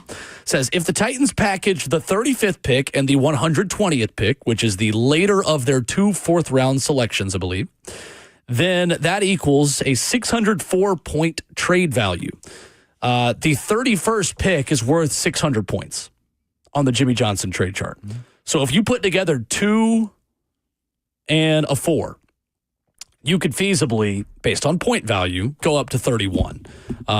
Not likely that would be accepted by the Chiefs. For me, considering you move up in the first round, you got to overpay a little bit. So then the 32nd pick worth 590 points, that's 2.4% added value. And then you talk about the early second-round picks, 580 points for 33, 560 points for 34. Your 35th pick is worth a little bit less than that. So you're looking at maybe moving up to very late in the first round if you had a receiver you loved, like Emeka Egbuka, and wanted to go get him. Yeah. 35 to 31 ain't bad. I mean, so we're trading 2, so I get that 1, and you get one of my 4ths. You still cook right there, though, too, with a high-quality player you'd expect. It's just a matter of, is there somebody equal to what you can get in the second to not give that up again? Because, again, What's the goal, I guess, would be is the draft at this point. Get in the top pod of receivers. As many times as you possibly can. If the goal is to get in the Teteroa McMillan, Luther Burden, Emeka Egbuka, Matthew Golden pod, it feels like those 4 receivers have broken away from everyone else. Yeah. They have. At least as far as what we think publicly. And then, of course, it's teams that need wide receivers. I don't know if there's anybody in the top 5 that absolutely need. Like, I can see the Giants, if they don't go quarterback, getting another person to help out Malik Neighbors, right? There's always that. Totally. But Jacksonville, no. New England, no. They got other needs. Jets, no. Carolina. And I don't think McMillan is worth top 5 either. So we might not have a top 10 wide receiver. Exactly. Right. That's kind of wild, knowing that is the history of that spot. I mean, it's usually 6 a year in the first round. And it starts in the first. Man. That's why you might be able to wait. Daniel Jeremiah said the other day, this is a starter draft. It is not a superstar draft, but you can get away from this draft with 3 or 4 starters. You just got to find them, is what he said. Yeah, I like that idea right there, though, too, because it gives the team more flexibility to not be greedy or not be, starving to move up to go get a guy. And that sucks for the Titans, though, because that's what you need in this year's drafts, considering number 1 overall. And you need more picks. There's so much they could still. I mean, we're not talking about the number 1 overall pick yet, and probably what they'll do because we know what that is going to be. But now it's like they could do some different things with that second round pick. Yes, indeed. And it's going to be fascinating to see that direction. Somebody made a shot. Scotty Scheffler birdie. I was like, I saw the side Scotty eye birdied of my eye, him put a fist pump up. Big Scotty Scheffler fan. You are a Scotty Scheffler fan? Yeah, he's one of my favorite athletes. He's pretty solid, man. Is he? Going to be a fan of. Pretty solid. No, but to me, I would rather move back into the second pod of receivers in the 50s. Same here. Versus move up into the top pod. But again, you got to have somebody willing to trade with you for something premium at 35. And if there is a run on linemen, that is something that could allow you to move back because there are a lot of linemen. I mean, Charles Grant being one of them. With second round grades and Imbo and a lot of guys that could be right in that mix. Will Campbell still is in that mix, man. Yep. Gosh, yeah. So it's going to be interesting. If you're a Titans fan, you need to hope that Tyler Shuck, Jalen Milroe, and Jackson Dart are there when we start day 2 of the draft. Because somebody may trade up and pay you a premium and give you a 3rd this year, maybe a 4 next year to move back 10 to 15 spots, and you get a 3rd round pick that way. So what's the one position, real quick? I got my answer that, or we can all agree, that's going to be run on in the first. I think it's edge. Yeah, D-line. Yeah. I think edge rushers, D-line is going to be the bell of the ball in the first round. Me too. I agree. It doesn't feel like there are many other positions that have that many first-round prospects. There might be only one corner. Like, that's a bold prediction, but I'm not joking. Like, we haven't really spoke a lot. Yeah, Will Johnson of Michigan. And Savon Revel of ECU, coming off the torn ACL, is a guy that if he was healthy would be a slam dunk top 10 overall pick, but it may fall later in the first round because of it. I got Jade Barron, so I need to figure out, because I saw him down at the Senior Texas Bowl. corner. Mark Barron from Bama. I wonder is he in a relation to him. Which is fascinating. I mean, he went to Texas. Mark is down in Alabama. I thought Mark had 2 R's. Oh, you're right. He did. Yeah, Mark had 2 R's. That might, just for the spelling for that. That's what I'm saying. Yeah, and he played at Texas. I mean, it is what it is. We'll see. That's at some interesting. point. I didn't know that. It ain't came out yet. Connolly High School out of Austin, Texas. It might not relate. I don't think they are. Yeah. And considering he's a secondary player, too. But Jade Barron's another one of those guys, cornerback 3 in this draft, too. So, cornerback 3. Has 5 siblings, and none of them are Mark. None of them are. There it is. Yeah. According to his Texas Athletic website. There it is. Page. Hey, no, Mark. Mark was a cool dude. Super quiet. But was a thumper. Golly, was a thumper. He's a good player at Bama. Yeah, he Really was. Real good player. Good pro, too, man, with the Rams. Like, solid player, man. I like Mark. Jordan Spieth, 40-foot putt on one birdie. Nice. That's the full Jordan Spieth experience.